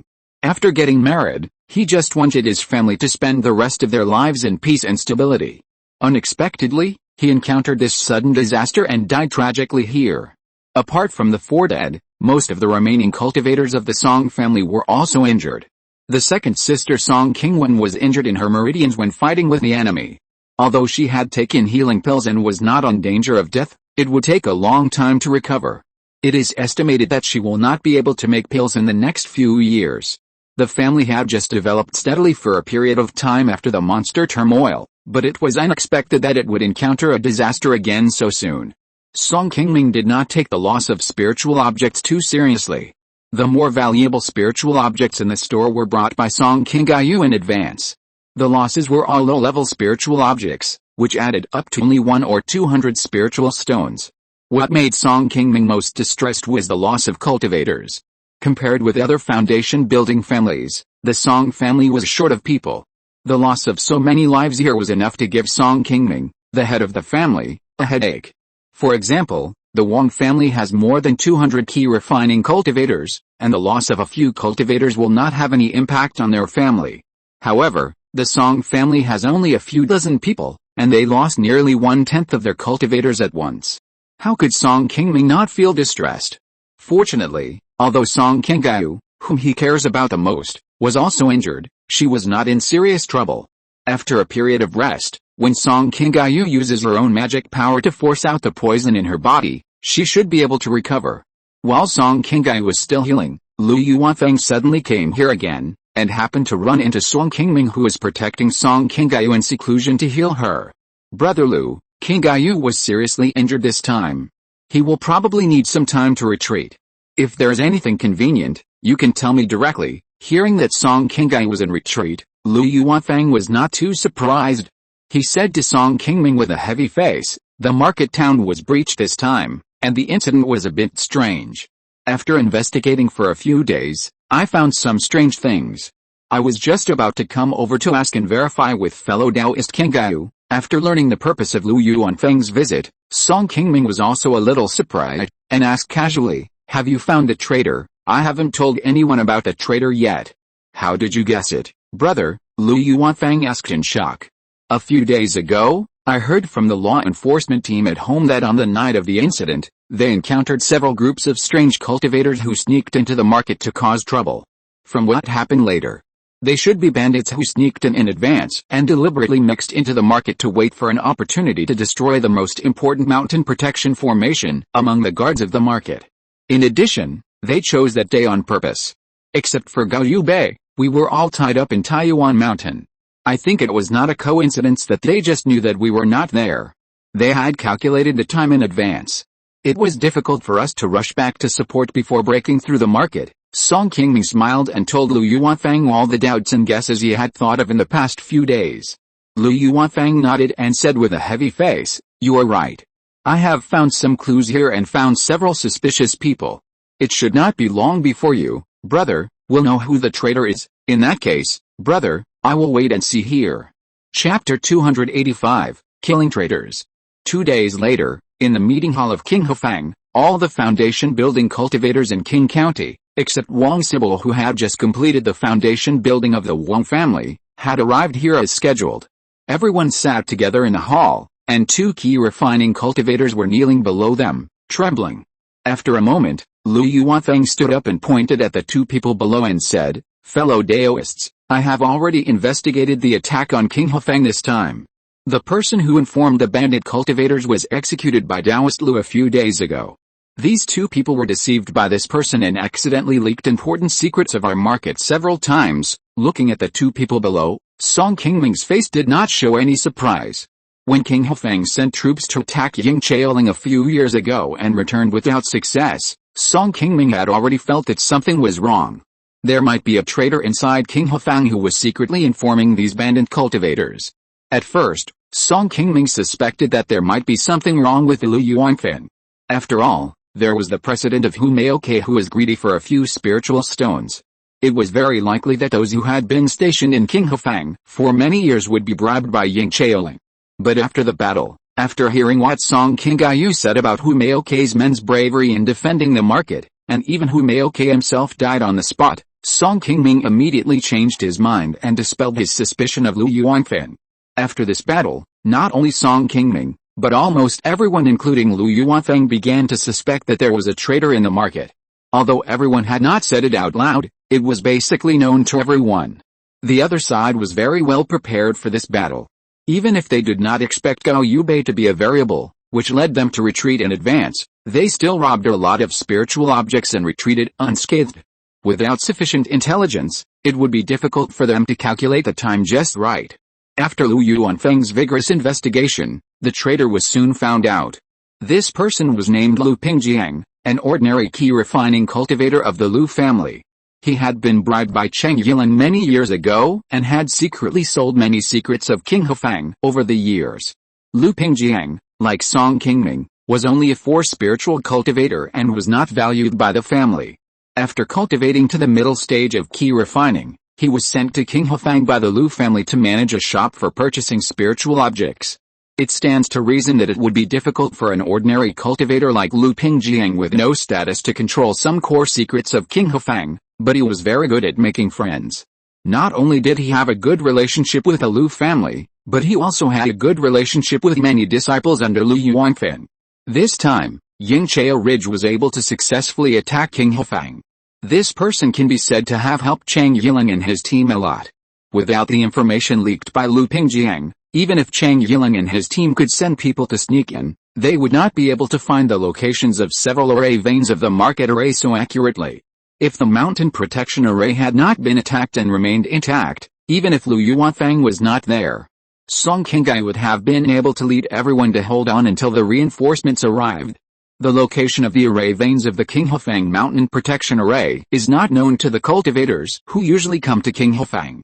Only the 2 foundation building cultivators guarding the market and several senior members of the law enforcement team know it. Among the cultivators in the Song family law enforcement team, only the 13th uncle Song Changshan, who serves as the captain, knows the exact location of these array veins. However, the King Hufang Mountain guarding array has not been changed for so many years. In addition to the Song family, the Wang, Gao, and Lu families have rotated for so many years, and many people know the location of the array veins. But compared with the cultivators of the 4 families, the disciples of Lu Yuanfang are the ones who know this best. They are stationed in the market all year round, and most of them are already clear about the location of the array veins.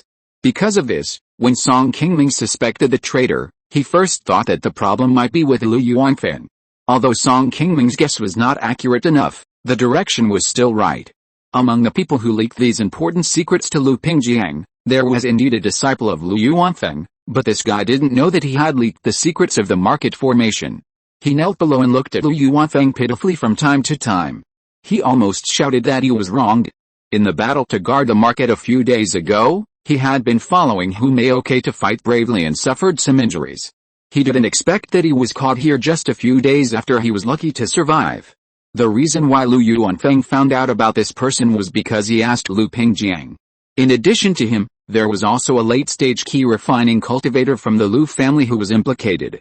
The 2 of them did not intentionally leak secrets, including Lu Yuanfang's visit to the Wang family to attend Wang Sibo's foundation building ceremony. This was what Lu Pingjiang accidentally found out from Lu Yuanfang's disciple when they were drinking. These 2 people said that they were wronged, but it was not wrong. They couldn't control their mouths and said everything, which led to the attack on the market. Even if they didn't do it intentionally and killed so many people, even if they were killed directly at this time, the Lu family and Lu Yuanfang would not come out to plead for mercy. Since it was unintentional, I think it's better to give them a little punishment and give them a chance to reform. Lu Xing couldn't plead for mercy, so he winked at Gao Jin. As an ally for many years, Gao Jin hesitated again and finally spoke for mercy. Seeing Gao Jin beside him suddenly speak up to plead for Lu Xing, not only did Song Qingming not expect it, but even Gao Yubei, who was sitting next to him, showed a hint of surprise. Before taking back the market, Gao Yubei had a battle with Chang Yiling, the boss of Yingchao Ridge. Unfortunately, facing Chang Yiling, whose cultivation had reached the 8th level of foundation building, Gao Yubei's cultivation was still a little bit behind the opponent, and in the end he was unable to keep them. When Song Qingming and others came to support him, he was also injured. For this reason, Gao Yubei still supported the severe punishment of this matter in his heart. But now his elders suddenly spoke up for mercy. Although Gao Yubei was a little unhappy in his heart, he still held back and did not speak. With so many lives involved in the market, how can we convince the public in the future if we just give them some punishment? Fellow Taoist Song is right. Our Wang family lost 5 lives in this battle. This cannot be solved with just one sentence. Don't you think so, fellow Taoist Lu? Seeing that Song Qingming took the initiative to stand up and oppose the Gao family's statement, Wang Shengaiyu naturally followed suit. The Wang family suffered the greatest loss among the 4 families this time. They have the most shops in the market, so naturally they also suffered the greatest loss of spiritual objects in this turmoil. I also agree that they should be severely punished. Not only them, but we, as elders, who failed to discipline them well, are also responsible and should be taught a lesson. Chapter 286, Another Expedition. It was Lu Yuanfeng who stood up to speak. Seeing that Lu Yuanfang had taken the initiative to take responsibility, Lu Xingde, who was about to speak, could not continue to speak, and could only shut up unwillingly. The reason why Lu Xingde wanted to plead for mercy was, on the one hand, that a traitor had been executed on the spot by him, and he did not want the matter to be made public, which would cause the prestige of the Lu family to be greatly damaged again. On the other hand, it was also because the person below was a talent in the Lu family who managed important family affairs. Without the help of this person, the Lu family would be more and more difficult to walk in the future. One of the kneeling people below was a disciple of Lu Yuanfang. He was going to kill his relatives for the sake of justice, so Gao Jin naturally had nothing to say and nodded to express his agreement. Under Lu Yuanfang's announcement, considering that the two of them did not commit the crime intentionally, they were exempted from the death penalty and sentenced to mining in Funiu Mountain for 20 years. Their crimes were posted at the gate of Fangxi City to inform the public. Lu Yuanfang also punished the Lu family, who had committed the main fault this time, by taking away their 2 shops in Qinghefang and giving 1 shop each to the Gao and Song families, who had made the greatest contribution to guarding the market. Lu Xingde had a hard time speaking out about this expected punishment. He had focused too much on his own cultivation over the years, exploiting the resources of the entire family for his own use. In order to allow the monks below to work for him well, he had been too lenient with them, and today he finally reaped the consequences. After having the 2 taken away, Lu Yuanfang said to the crowd, "I called several Taoist friends here today. In addition to dealing with the traders in the market, I also want to discuss with you all about when we should set out to attack Eagle Nest Ridge and avenge our Taoist friends who died in this battle. In the past few days since the market was breached, there has been no movement in Qinghefang. The main reason is that everyone knows that there is a traitor. If you act rashly, you will definitely alert the enemy and repeat the mistakes of a few years ago. By the time you get to Eagle Nest Ridge, the enemy will have already fled. Now that the hidden danger of the traitor has been eliminated, the next step is naturally to take revenge on Eagle Nest Ridge. If this scourge is not completely eliminated, the people of Qinghefang will not be able to sleep peacefully in the future. This matter still needs to be done quickly. I think the plan of Taoist friend Lu last time was very good. We should gather some elite troops and go ahead. Although Gao Yubei's injuries have not yet fully recovered, he is now the most eager person among all the people present to seek revenge on Eagle Nest Ridge. It's safer to send a message to the Cao family in Pingyang County to see if they can send some more people to join the action. After all, they also want us to wipe out Yingchao Ridge." Wang Shengxin stroked his beard and turned to look at Lu Yuanfang. Qinghefang is not entirely the business of the Qing County family. There is also a part of the shares owned by Xiaoyao sect. The biggest enemy that Cheng Yiling and his team offended by attacking Qinghefang is naturally Xiaoyao sect, as the person in charge here. Lu Yuanfang naturally has to take this responsibility, which is why he is so eager to discuss the counterattack against Yingchao Ridge with everyone. Lu Yuanfang nodded at Wang Shengxin and said, "Fellow Taoist Wang, what you said makes sense. If everyone has no objection, then let's use the last plan. Let's meet up at Funiu in 3 days.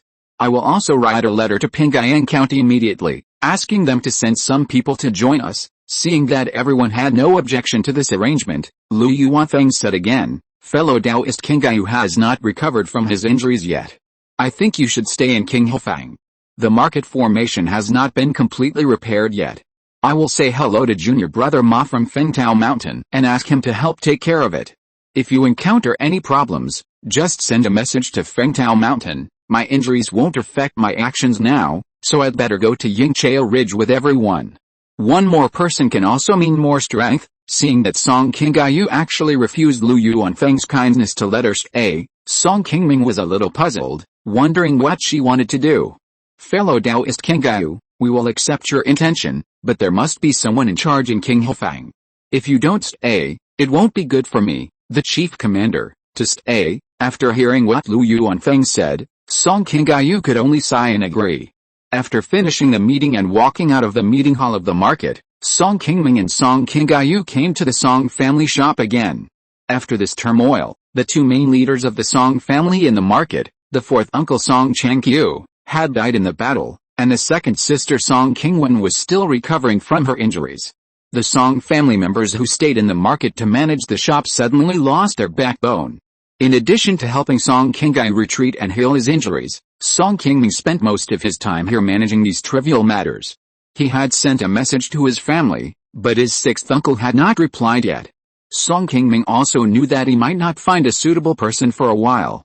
Fourth uncle is gone, your second aunt is injured again, you have to pay more attention to the market affairs now, don't just follow others around. I will go back home tomorrow, you take care of the things here first. If there is anything difficult to decide, just ask your Aunt Qingming directly. Song Xinhu lowered his head, listened to Song Qingming's scolding, and nodded from time to time. After practicing Taoism for so many years, Song Xinhu has never carried out more dangerous tasks under the protection of the Song family. When the market was attacked a few days ago, he was lucky that he was not on the market, and accompanied Li Hongyu to Funiu Mountain to find food for Xian Huipen. When he returned to Qinghefang the next day, he saw the rows of corpses and other tragic scenes in the market, especially after seeing the somewhat broken body of the third brother Song Xinju, who grew up with him. Song Xinhu's heart also grew a lot. Seventh brother, didn't you see that Xinhu has no smile on his face these days? Why do you keep scolding him? He didn't leave the market on purpose that day. After Song Xinhu left, Song Qingming, who was standing beside him, couldn't help but remind Song Qingming. I didn't scold him for this. I just hope he can grow up quickly. You also know that the world will not always be peaceful. You can't avoid it by hiding in Qinghefang, it's all because of my lack of ability. I couldn't hold on until you came, and my fourth uncle didn't have a good end. Song Qingyu's eyes turned red again. Fourth uncle Song Changqi was a kind person. He had taken care of almost every junior who came to Qinghefang, including Song Qingyu who liked to sneak to Qinghefang the most. Qingyu, if you encounter such a dangerous thing next time, I hope you can protect yourself first. Chapter 287 Responsibility. Hearing Song Qingming's words, Song Qingyu raised her eyes and looked at Song Qingming in confusion, as if she didn't understand what he meant. Seventh brother, did I do something wrong? You didn't do anything wrong. In that critical situation, other people might not be able to do better than you. It's just that you still take your own safety too lightly. When you are not sure that you can defend the market, you should first think about how to protect yourself. Even if the market is breached, as long as you are safe, it doesn't matter. Seeing that Song Qingyu still felt a little guilty, Song Qingming quickly shook his head and explained to her with a smile. Song Qingyu bit her lip and whispered, I know that you are worried about my safety, but I was not the only one in the market at that time. For Uncle 13 and second sister, I have to stand up and find a way to buy them more time. After hearing her words, Song Qingming's face gradually became serious. Qingyu, maybe you will think that what I am going to say next will be cruel, but I still want to tell you that if you encounter this kind of situation again in the future, you must prioritize your own safety instead of others. You are the family's foundation building elder and the family's biggest pillar. Your safety is more important than anyone else's. Even if everyone in the market died here that day, as long as you can escape, no matter how big the loss to the family is, we can afford it. I hope you can understand your responsibilities. You are not only shouldering the safety of the people in Qinghefang, but also the safety of our entire Song family. If something happens to you, even if Uncle 13 and the others can survive, everyone's life in the future may not be easy. It's not as serious as you say. Even if the family doesn't have me, we still have you, seventh brother. You are the pillar of our Song family, okay? Song Qingyu curled his lips and muttered. Over the years, I have achieved what I have today after going through many life and death tests.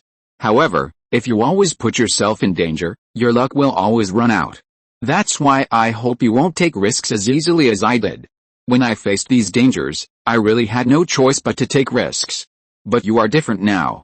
You still have some room for choice, but you didn't choose to put your own safety first. Facing the blood relationship of the same clan, I know it is difficult for anyone to give up and make choices. I don't want you to become a cold-blooded person. What I want to tell you is that when facing a crisis that you can't solve, you should protect yourself first. You have become the pillar of the family now. Although these choices are difficult, they are also what you will face sooner or later.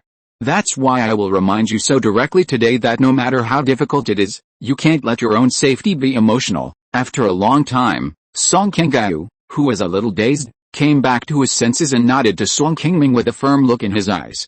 It's not like she hadn't heard what Song Qingming said before, but it's very different to say it and do it yourself. In order to save her own life, She gave up the lives of so many people in her clan, including many elders who had been very kind to her since she was a child, and watched her grow up step by step. Song Qingming has never been an extremely rational person, and such a choice is indeed a bit too difficult for her. When Song Qingming broke out from the south of Qinghefang, she knew that she had the opportunity to fly away directly on the sword. Even if the other party came to chase her, as long as Song Qingming ran in the direction where Song Qingming and others came to support her, there was a high probability that she would run into Song Qingming and others and escape successfully. However, she hesitated again and again at that time, and still failed to abandon this blood relationship in the market. She chose to buy some more time for them. She wanted to try her best to contain the other party's 2 foundation-building monks for a while, but the result of doing so was to hand her fate to God. Once she was calculated by the other party in the battle, it would be difficult for her to have a chance to escape. But as Song Qingming said, if Gao Yubei had not arrived in time that day, Song Qingming, who was poisoned by Chen Zikan, would have no chance of surviving. As a result, she died, and Uncle 13 Song Changshan and others in the market could not escape the fate of being killed. In that case, the probability of their survival was almost zero. In the path of cultivation, life and death sometimes depend on the moment when you make a decision. The higher you go on this road, the more lonely you are destined to be. In a forest a few dozen miles below the Eagle Nest Ridge, there are nearly 100 people hiding here. They are all elite cultivators from Qing County who came to conquer Eagle Nest Ridge this time. After discussing in Qinghefang, each family immediately went back to prepare for war. Song Qingming once again recruited a total of 10 late-stage Qi refining cultivators from the vassal families to participate in this action. The gathering of the monks was rather hasty this time, and they were given only 2 or 3 days in total. Fortunately, each family attached much more importance to this expedition than the last time. Not only did they bring more monks than the last time, but they also arrived at Funiu Mountain before the agreed time. When everyone had just arrived and were not ready to set off, the Xiao family of Qingming County also sent 30 late-stage Qi refining monks and a foundation-building monk to assist. In order to worry that there were spies from Yingqiao Ridge in Qingming County, Lu Yuanfang asked them to rush south to Funiu Mountain to act together. In this way, the team of more than 100 people traveled lightly for more than 10 days and arrived at Yingqiao Ridge. After Song Qingming and others had been waiting here for more than half a month, Gao Yubei, who was responsible for investigating the situation, finally returned. Those bandit cultivators seem to have just returned not long ago, and are still celebrating on the mountain, and have not discovered us. Gao Yubei smiled and shared the situation he had just seen with the many foundation-building monks on the scene. Hearing this news, Lu Yuanfeng immediately laughed and said, "Haha. God really helps me. This time, I can finally catch all these bandits in one fell swoop." Under Lu Yuanfeng's arrangement and dispatch, everyone was divided into 2 teams, east and west, and surrounded Eagle Nest Ridge from 2 directions. After Eagle Nest Ridge broke through Qinghefang this time, it killed dozens of cultivators and hundreds of ordinary mortals in the market. These people were all local cultivators in Qing County and relatives of many cultivators who came here today. They had been holding back their anger for a long time towards this gang of bandits who killed their relatives and friends. After sending a voice transmission to the other side, at Lu Yuanfeng's order, everyone rushed towards Eagle Nest Ridge. Chapter 288 Internal Fight. The robbers who were celebrating with alcohol in Yingqiao Ridge didn't know that they were surrounded by others. After escaping from Qinghefang that day, Cheng Yiling and his men slowed down their pace when they saw that no one was chasing them. In addition, Song Qingming and his men took all kinds of unexpected measures to catch them off guard. They rushed to get here 2 days later than they had set out earlier. In addition, the traitor in Qinghefang was dug out in time, and there was no time to send a message to them. In this way, Song Qingming and his men unexpectedly surrounded the bandits in Yingqiao Ridge on the mountain. Cheng Yiling and his 3 men, who were still discussing the specific distribution of the looted spiritual objects in the cave, suddenly heard a burst of shouting and killing outside, and quickly activated the mountain protection formation on the mountain to guard the spiritual mountain. The people who had killed their way down the mountain saw that the other party had already activated the mountain protection formation, and they were not surprised, so they directly began to attack the mountain protection formation. Knowing that there was also a mountain protection formation on the other side's sacred mountain, Song Qingming and others were not in a hurry. If they rashly entered it before destroying the formation, They might be trapped in the formation activated by the other side. No one wanted to take such a risk. The mountain protection formation of Eagle Nest Ridge was only the second level inferior, which was far inferior to the Qinghefang formation. Their plan was to besiege Eagle Nest Ridge first, and then take turns to attack the formation every day to slowly consume the defense of this formation. There were 8 foundation building monks who joined forces to take turns to lead the attack. It would take at most 1 month to break this formation. Although it would take a lot of time, it was also the most reliable way of attack. As long as they could hold on for about a month, Eagle Nest Ridge would definitely be broken. In order to successfully solve this cancer that had harmed Qing County for decades, each family had also invested a lot of money this time. They had made plans before leaving and brought a lot of strategic materials such as spiritual stones and spiritual rice to come here. Wu Xiang looked at the temporary camp at the foot of the mountain, which had been surrounded like an iron barrel, and couldn't help but panic. He was unlucky. He should have withdrawn to his own territory directly after receiving the spiritual objects, but because he had robbed too many things this time, there were all kinds of things. On the way, Cheng Yiling refused to waste time counting the spiritual objects and dividing them on the spot in order to hurry up. As a result, he brought his brothers to Eagle Nest Ridge. As soon as they were about to divide the spiritual objects, the other party came to kill them. It seemed that they were not going to give up easily and came to kill them. Now the outside was surrounded and there were 8 foundation building monks from the other side who took turns to attack the formation, which made him lose the courage to break out. Unless Cheng Yiling and the other 2 were willing to risk their lives to cooperate with him, he would not have a chance to escape from Eagle Nest Ridge directly. As for Cheng Yiling and the other 2, seeing that the enemy was outside, they certainly did not want to lose Wu Xiang and the monks he brought with him. With them, they could at least hold out for a while longer. They were definitely clear about this. Brother Wu, don't be so sad. I have sent a message to the Zhou brothers and Zhelongshan nearby, asking them to come and help. When they come, the other side will definitely retreat. Don't worry, brother. After only a few days of siege, Cheng Yiling saw that Wu Xiang was getting more and more panicked, so he quickly set up a table for him in the cave and invited him to drink and relax. Hearing Cheng Yiling talking about asking for help, Wu Xiang sighed and said, "They have been hanging around Lingyuan State for many years. I'm afraid they don't dare to come here to defend Zioao sect. I'm afraid that my work is in vain, Alice." "Don't say that, Brother Wu. I have paid a lot of price to ask them for help. This time I think they should be willing to wade into this muddy water. Besides, my Eagle Nest Ridge is as solid as a rock. It will take the other party 2 or 3 months to break through the formation. Haha, they want to wipe us out, but they are afraid that they can't afford to waste time with me. That's right. We in Eagle Nest Ridge have been besieged countless times over the years. You see, we are still fine.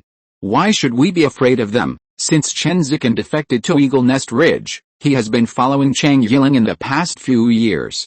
He is still relatively calm on the surface, but he knows very well in his heart that if no one comes to help this time, the Eagle Nest Ridge mountain protection formation can only last for a month at most.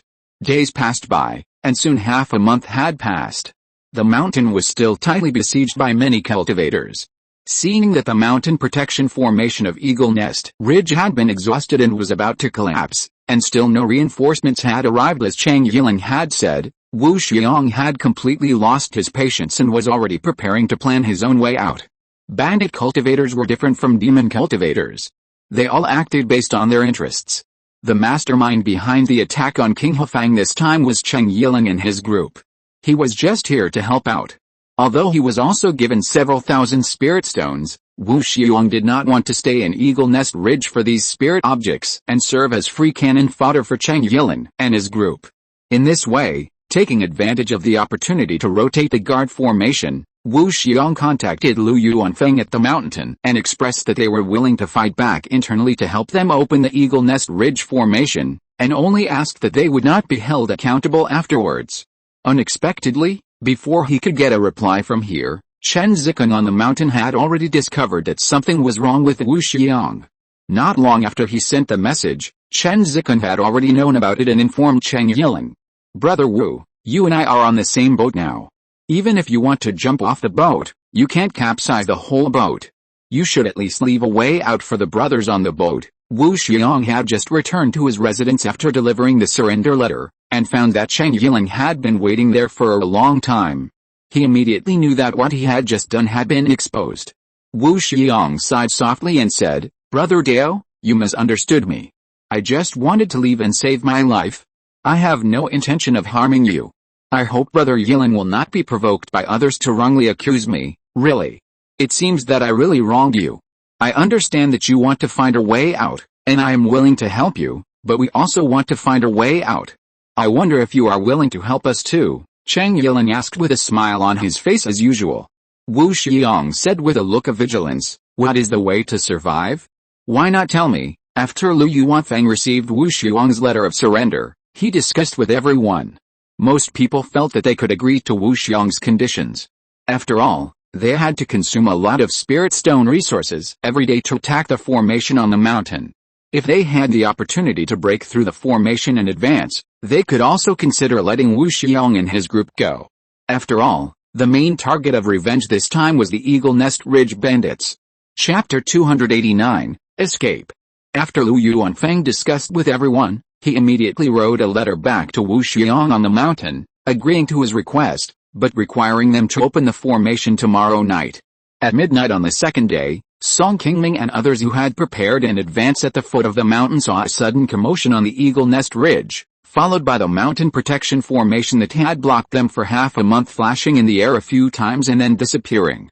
"The mountain protection formation has been closed. It seems that Wu Xiong has succeeded. Everyone follow me to kill, except for those with white ribbons tied around their waists. No one will be spared." With Lu Yuanfeng's order, more than 100 cultivators hiding at the foot of the mountain, led by Song Qingming and other foundation-building cultivators, went straight to Eagle Nest Ridge. This time, except for a dozen people left to guard the mountain, all the monks were divided into 4 teams, heading in 4 different directions. The distance between the teams was not far, so as long as a fight broke out in one direction, the other directions could quickly come to support. With this arrangement, if nothing unexpected happened, not even a mouse on the mountain could run down, let alone a human. Not long after running up the mountain, Gao Jin and Gao Yubei led a team of monks, and suddenly saw a dozen monks running down the mountain in a hurry. Seeing that these people had white ribbons tied around their waists, Gao Jin stepped forward to stop them, but did not choose to fight with them. Lu Yuanfeng had already agreed with Wu Xiong that those with white ribbons tied around their waists were his men. "Where is your boss Wu Xiong, and what is the situation up there now?" After stopping these people, Gao Jin saw that these dozen people were all Qi refining cultivators, and asked in a stern voice, "Boss Wu is behind us. The people on the mountain have already chased us down. Please, senior, let us get down the mountain quickly." After being stopped, these people were very panicked. They were afraid that Gao Jin and his men would attack them. They just wanted to get away from here. No one is allowed to go down the mountain casually. Wait for your boss to come and confirm your identity first. After saying this, Gao Jin asked his men to take care of these people. Not long after, 2 sword lights suddenly flew down from the mountain. The leading man was wearing a bamboo hat and a white ribbon around his waist. He held his waist and seemed to be running away and was injured. The person chasing him not far behind him was Cheng Yiling from Yingchao Ridge. "Wu Xiong, you idiot who stabbed your brother in the back, see where you can run." At this moment, Cheng Yiling had a face full of gnashing teeth and an angry look. He wanted to catch up with Wu Xiong in front of him and crush him to ashes. Wu Xiong's injury greatly affected his speed of escape. He had not moved far when Cheng Yiling caught up with him. The 2 sides fought for dozens of rounds in the air. Seeing that the injured Wu Xiong had been beaten back by Cheng Yiling and was about to suffer a great loss, Gao Jin and Gao Yubei hurried forward to help stop Cheng Yiling. "My 2 Taoist friends, this guy is Cheng Yiling. Most of the goods robbed from King Hufeng this time are on him. Don't let him go." Seeing someone helping him, Wu Xiong quickly hid behind Gao Jin and shouted at Cheng Yiling who was chasing him. His shouting instantly focused the attention of the 2 Gao family members on Cheng Yiling. In such a moment of distraction, Wu Xiong, who was already seriously injured, suddenly showed a strange smile and directly used a golden talisman at close range to trap the 2 Gao family members in it. "Damn! This man is not Wu Xiong." Gao Jin was also very surprised to see Wu Xiong behind him suddenly attack. They were so eager to save people that they didn't notice that the man under the bamboo hat was not Wu Xiong at all, but Chen Zikun pretending to be him. The two Gao family members were suddenly enveloped by a golden light. They quickly used their own magic tools to quickly break the golden light, but found that the magic they used was like a drop in the ocean, and did not produce much effect. Seeing that he succeeded in one blow, Chen Zikan smiled at Cheng Yilan, who rushed over and said, "Boss Cheng, my acting skills are not bad, otherwise it would not be easy to trap them at such a close distance. Don't be happy too soon. It's not certain whether we can escape successfully. The purple light talisman can't hold them for too long. Let's retreat quickly." After Cheng Yilan said this, he and Chen Zikan directly commanded the large number of cultivators who followed behind them and quickly ran down the mountain. After discovering that Wu Xiong had betrayed them and contacted the people down the mountain, Cheng Yilan and Chen Zikan secretly discussed and came up with such a plan to escape. Taking advantage of Wu Xiong's surrender, they deliberately opened the formation and pretended that Wu Xiong had succeeded. Then they performed the play just now and successfully borrowed a second-level middle-grade spiritual talisman to get through the Gao family. As for the real Wu Xiong and his subordinates, they had already been killed directly on the mountain. The team of monks brought by the Gao family was obviously no match for so many monks in Eagle Nest Ridge, and they were quickly dispersed. Not long after Cheng Yilan and nearly 100 men rushed down the mountain, people from other directions had also discovered the movement here and came to support the Gao family. Seeing the Eagle Nest Ridge robbers swarming down, Song Qingming and others turned pale in an instant. They didn't expect that the Gao family would be controlled by the other party so quickly. This made the encirclement and suppression strategy that everyone had formulated at the beginning instantly vanish. Now that things have come to this, there is no time to explore the reasons. After helping the two Gao family members escape, everyone quickly directed their subordinates to chase after the many bandits not far away. Because everyone brought elite cultivators above the late stage of Qi refining this time, the strength of the cultivators themselves is much higher than that of Eagle Nest Ridge, and the speed of pursuit is naturally faster than their escape speed. If nothing unexpected happens, even if these bandits can escape down the mountain now, it will be difficult to get rid of their pursuit. It is not difficult to deal with these Qi refining bandits below. Some of the more difficult ones are Cheng Yilan and Chen Zikan, the two leading foundation building cultivators. Once these two people escape, even if they flatten Eagle Nest Ridge today, it is difficult to say that they have completely won. As long as they are still alive, they can gather a group of bandits in another place after a long time. This leaves a big hidden danger for King Hefang. Maybe King Hefang will be attacked again in the future. After seeing Cheng Yilan and Chen Zikan running in front, Lu Yuanfang quickly assigned their respective pursuit tasks to everyone. The two people from the Gao family, Lu Xing, and the foundation building cultivator from the Cao family were responsible for intercepting Chen Zikan. The two people from the Wang family, Lu Yuanfeng, and Song Qingming chased after Cheng Yilan. Chapter 290, Destroying Eagle's Nest Ridge. King Hefang had already taken advantage, and they had been preparing for a long time. Led by 8 foundation building monks, they quickly caught up with the bandits from Yingchao Ridge who had fled down the mountain. Cheng Yilan saw that he could no longer shake off the pursuers behind him, so he gritted his teeth and decisively gave up his subordinates behind him. He took advantage of the chaos to speed up his escape and soon distanced himself from the other bandits. Seeing that Cheng Yilan was about to leave everyone's sight, he was discovered by the sharp-eyed Wang Shangxin, and everyone immediately surrounded him from the sky. Seeing that he had been exposed and could not escape, Cheng Yilan had no choice but to stick a light body talisman on his feet, and then step directly on the flying sword to fly, speeding up his escape. At the same time, Chen Zikan, who was mixed in the crowd of bandits, was also being chased more and more closely by the pursuers behind him. After accidentally killing a pursuing Qi refining monk, he quickly exposed his position. The two Gao family members saw Chen Zikan, who had just played a trick on them, and their faces changed, and they quickly surrounded him. Seeing that he could no longer hide, Chen Zikan gritted his teeth and revealed his identity, quickly heading into the nearby jungle. As the two of them ran away, the remaining Qi refining cultivators soon became chaotic, and everyone was looking for their own way out. These bandit cultivators, more or less, had all taken lives, and they simply did not dare to squat and surrender. In order to survive, most of them could only choose to fight to the end, and there was no other way out. However, with such a large scene and so many cultivators running down from Eagle Nest Ridge, it was normal for a few lucky ones to escape alive. However, even if these Qi refining cultivators could escape safely today, They would never be able to make any big waves in the future. After today, they would no longer have to worry about Eagle Nest Ridge in a short period of time. Qingyiling's cultivation level was already the 8th level of foundation building, and he was less than 180 years old, and there was still a glimmer of hope for dam formation. The reason why he took the risk to rob King Hufang this time was actually to make plans for his own dam formation in the future. He did not want to be a one-abandoned cultivator all his life. No matter what his previous identity was, as long as he could successfully form a golden elixir and become a golden elixir cultivator, he would be able to change his life in the future, whether it was changing his appearance to join other sects, or leaving the country to fly far away. Qingyiling had just escaped more than 10 miles away, and before he could rest for a moment, a lightning bolt struck directly at his feet, causing Qingyiling to stop for a moment. The one who launched this fierce attack was Wang Shengxin, who had a higher cultivation level than Qingyiling. Compared with Qingyiling, Wang Shengxin had failed to form a golden elixir twice, but he had also become a golden elixir cultivator at the peak of the foundation building stage. He was much higher than Qingyiling in both cultivation and strength. It was difficult for anyone at the foundation building level to defeat him alone. Wang Shengxin came to Yingchao Ridge this time, in fact, just to go after Qingyiling. Such a big bandit cultivator has repeatedly escaped the encirclement and suppression of many ordinary cultivators. Xiaoyao sect has already raised the wanted bounty for Qingyiling to a very high level.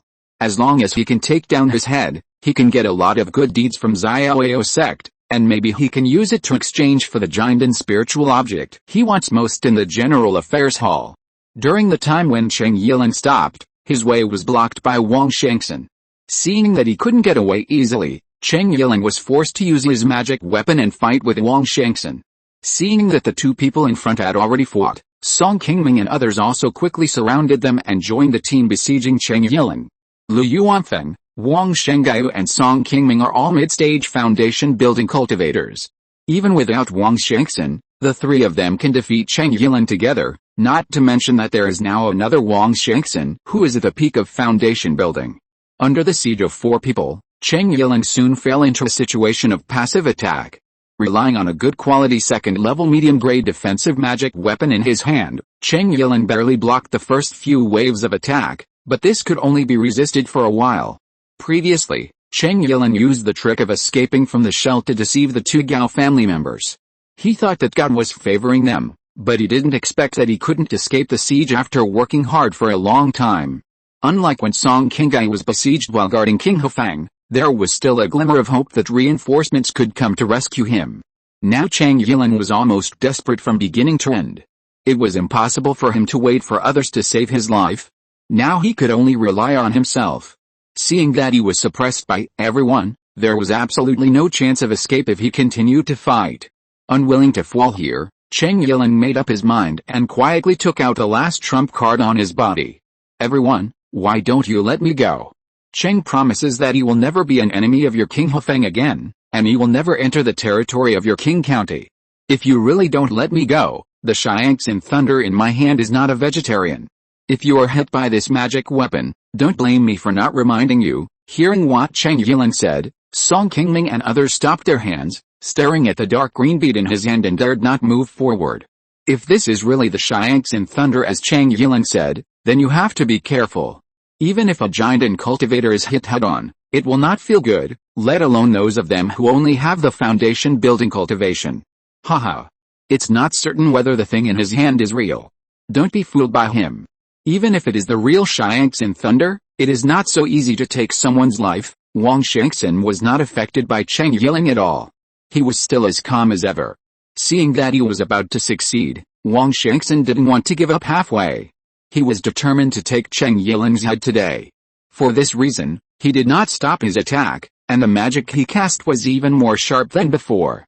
Seeing that the other party was unwilling to let him go, Qingyiling made up his mind and took advantage of Wang Shengxin's attack to throw the ball directly into the air where Wang Shengxin was attacking. There was only a loud bang. Even though Wang Shengxin had used the shield to defend himself in advance, he was still hit on one side of his shoulder by the Shiangxin thunder, and half of his arm became bloody. Although Wang Shengxin was successfully injured by this magic weapon at such a close distance, the Shiangxin thunder would also hurt Qingyiling himself. After a spell blew away the gunpowder, Everyone wanted to see how Qingming was injured, but found that he was no longer there. If you're listening to this novel on a channel other than Fanfic World, it means they downloaded and uploaded it without effort. We cordially invite you to visit our channel, Mundo Fanfic Novelis. There you'll find the original version of this story and you can explore many other novels of various genres. We're waiting for you to immerse yourself in a world of incredible novels. Chapter 291, Against the Enemy. Wang Shengxin, who had injured half of his arm, took a healing pill, and the injury on his hand quickly improved. He stood up and looked around with a frown. He is already injured and can't run far. He must be hiding in this forest. Let's search together. Don't let him go. Wang Shengxin had just finished speaking when he took the lead and rushed into the forest in front. He also felt that the other party was injured no less than him in the previous attack. Seeing that Qingming had already obtained the good deed, Wang Shengxin would never let him have the chance to escape. This forest is only 5 or 6 miles in radius. Qingming and the other 4 were divided into 2 teams and walked around in it for several times. The strange thing was that they did not see any trace of Qingming. Seeing that there was no figure, Wang Shengxin was a little anxious, and he and Wang Shengai went to a small hill not far from the forest to search. Fellow Taoist Song, you look around here again. I'll go see how fellow Taoist Gao is doing. I'll also call some Qi Refining monks to come over and search this place thoroughly again. I don't believe that we can't find any trace of this guy. Seeing that Qingming couldn't be found in this forest, Lu Yuanfang needed to expand the search range. With just a few people, they really didn't have enough manpower, so he discussed with Qingming and went to mobilize people to help. Qingming had no objection to this. Unexpectedly, this guy had been severely injured, but he hid again. Although Qingming and others had searched several times and still couldn't find any trace of Qingming, everyone believed that this guy must have not had time to escape and was hiding somewhere nearby. It was just that it was not easy to search in the middle of the night, so he had the opportunity to hide. When it was dawn, Lu Yuanfeng would call in people to pull the net and investigate, and he would definitely be able to catch this guy soon.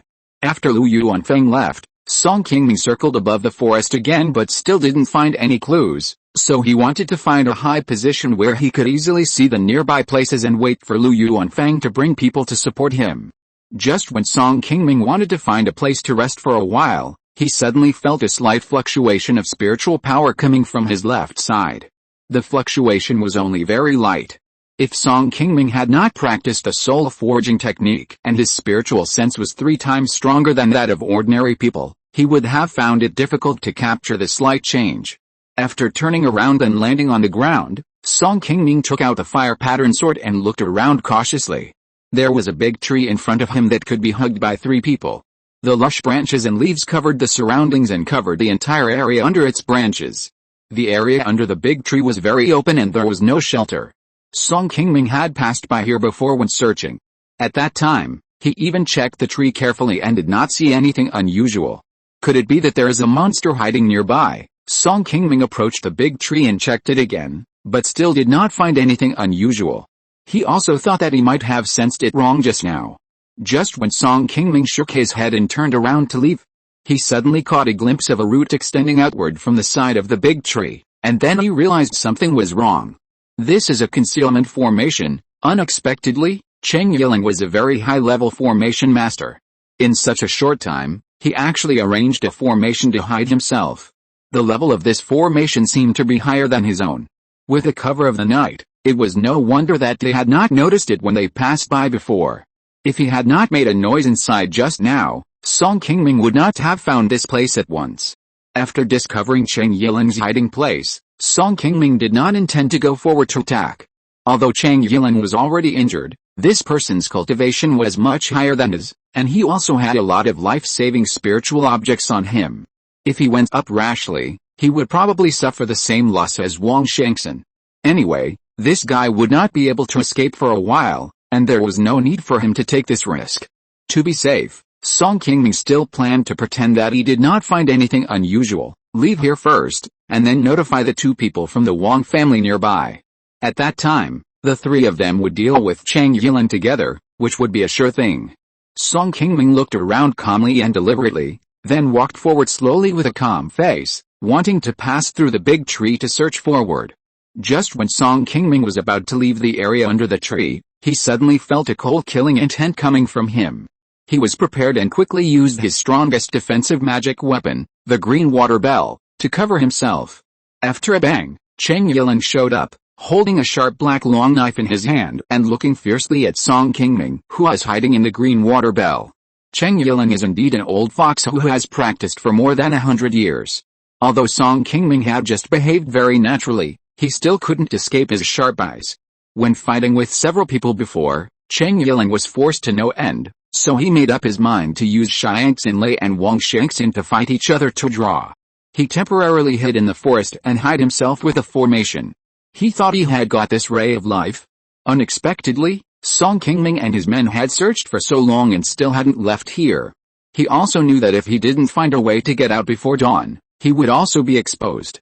Just when he thought there was no one around and wanted to leave the formation and escape secretly, he was still found by Song Qingming, who was patrolling nearby. Seeing that only Song Qingming, who had the lowest cultivation level among the few people, came, Qingming thought he would not be exposed. He did not expect that Song Qingming's formation level was not low. After a check, he still found out the clues. Seeing that he had been exposed, Qingming decisively walked out of the formation to attack Song Qingming. Fortunately, Song Qingming was also prepared and did not let his sneak attack succeed. Both of them also had their own calculations. After failing to hit, Qingming did not give up.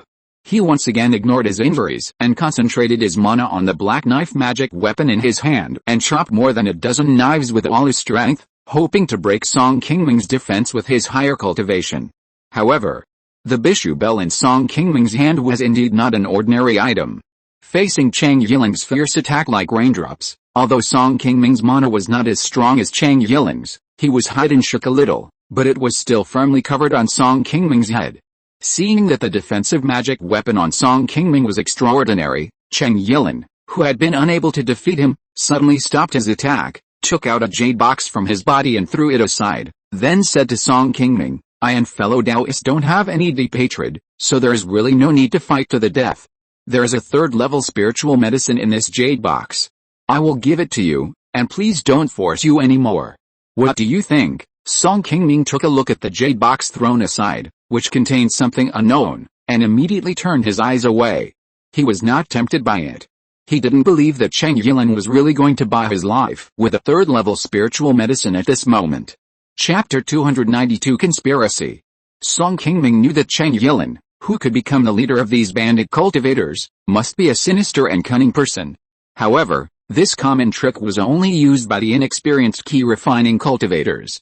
It would be a bit too much to use this trick on him now. I advise you not to waste my time.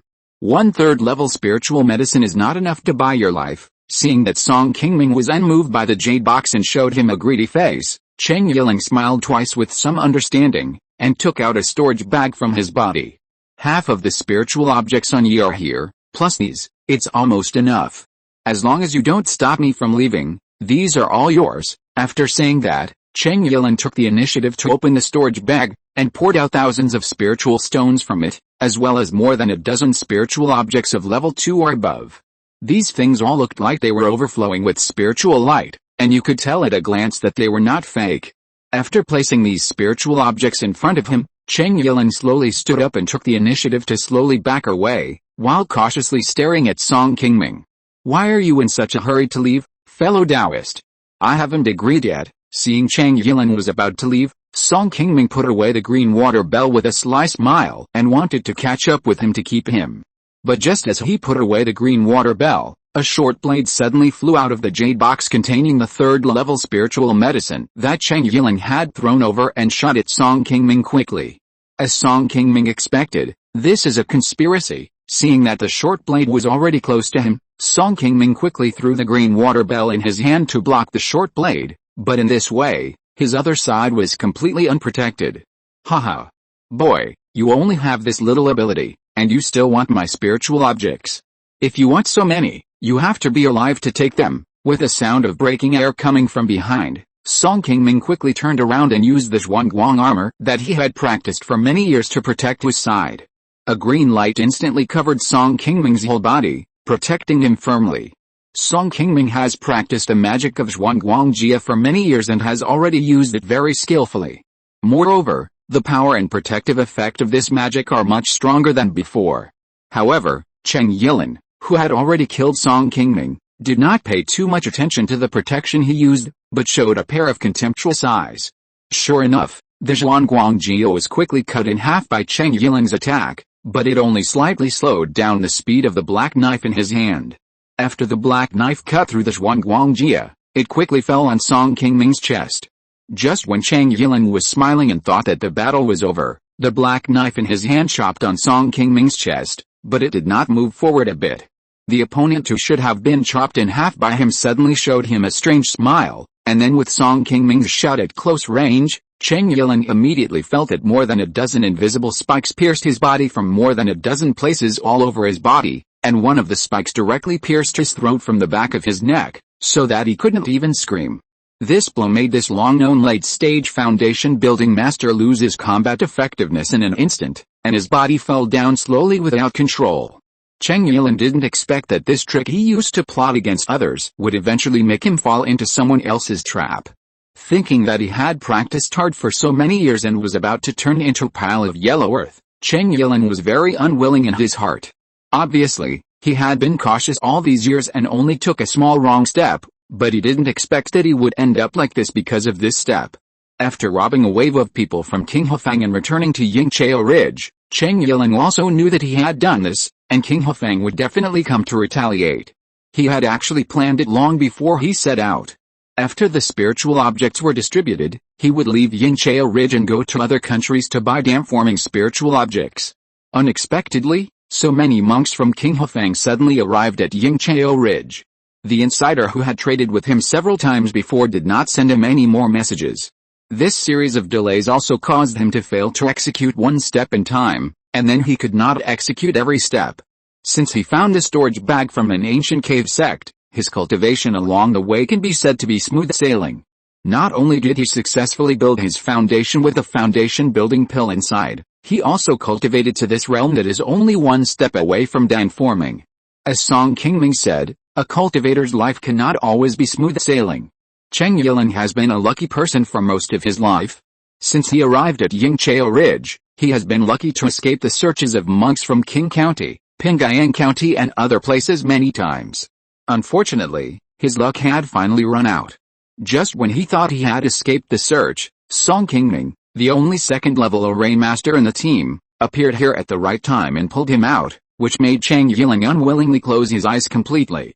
Song Qingming, who was chopped at close range, was also in pain at the moment. Although Cheng Yilin's knife did not directly injure him, the force was also very strong, making Song Qingming's chest feel like being hit by a boulder. He took several steps back before he stabilized his body and spit out a mouthful of blood. Song Qingming looked at Cheng Yilin, who had become a corpse lying on the ground, and hurried forward to check. Seeing that he had died, he was completely relieved. He put all the spiritual stones and spiritual objects that Cheng Yilin had taken out before into his storage bag. Song Qingming also picked up the black knife magic weapon that he dropped on the ground and the dagger that attacked him. These two magic weapons are also second-level medium-grade magic weapons. The styles on the outside look very similar, like the works of a master of refining. After Song Qingming took a quick look, he decisively put them into his storage bag. Not long after he finished doing this, two sword lights suddenly fell directly in front of Song Qingming. They were the two Wang family members who came to support Song Qingming after discovering the movement of the fight. Seeing Song Qingming sitting on the ground to heal his wounds and Cheng Yilin lying motionless, the two Wang family members immediately knew that Song Qingming encountered Cheng Yilin alone. And the two sides fought again. However, what was unexpected to the two was that Song Qingming could kill Cheng Yilin so quickly by himself. This result inevitably made them a little surprised. In their opinion, it was already very good that Song Qingming could hold Cheng Yilin until they arrived here. While Song Qingming was still meditating to heal his wounds, Wang Shengxin hurried forward to check Cheng Yilin's body. After confirming that he had no breath, Wang Shengxin directly swung a flying sword and cut off his head with one sword. Three fellow Taoists, the battle over there is over. I have brought a lot of people here. Have you found that guy? After this loud voice came, Lu Yuanfang had already fallen from the sky. Chapter 293 Results. As soon as Lu Yuanfeng arrived, he saw Wang Shengxin holding Cheng Yilin's head in his hand, and there was a headless corpse beside him. A smile suddenly appeared on his face. Ah! I didn't expect that Wang Daoyao had already killed this thief. I came a step late, haha. Brother Lu, you don't know that this thief was not killed by me in the end, but by Brother Qingming. Seeing that Lu Yuanfeng mistakenly thought that he had killed Cheng Yilin, Wang Shengxin sighed and explained quickly. If Wang Daoyao hadn't severely injured this guy before, how could I have had the opportunity to kill this thief? I dare not take this first credit. While Lu Yuanfeng and Wang Shengxin were talking, Song Qingming, who was sitting aside to heal his wounds, had also recovered a little and stood up from the ground. He was not seriously injured in the battle with Cheng Yilin just now.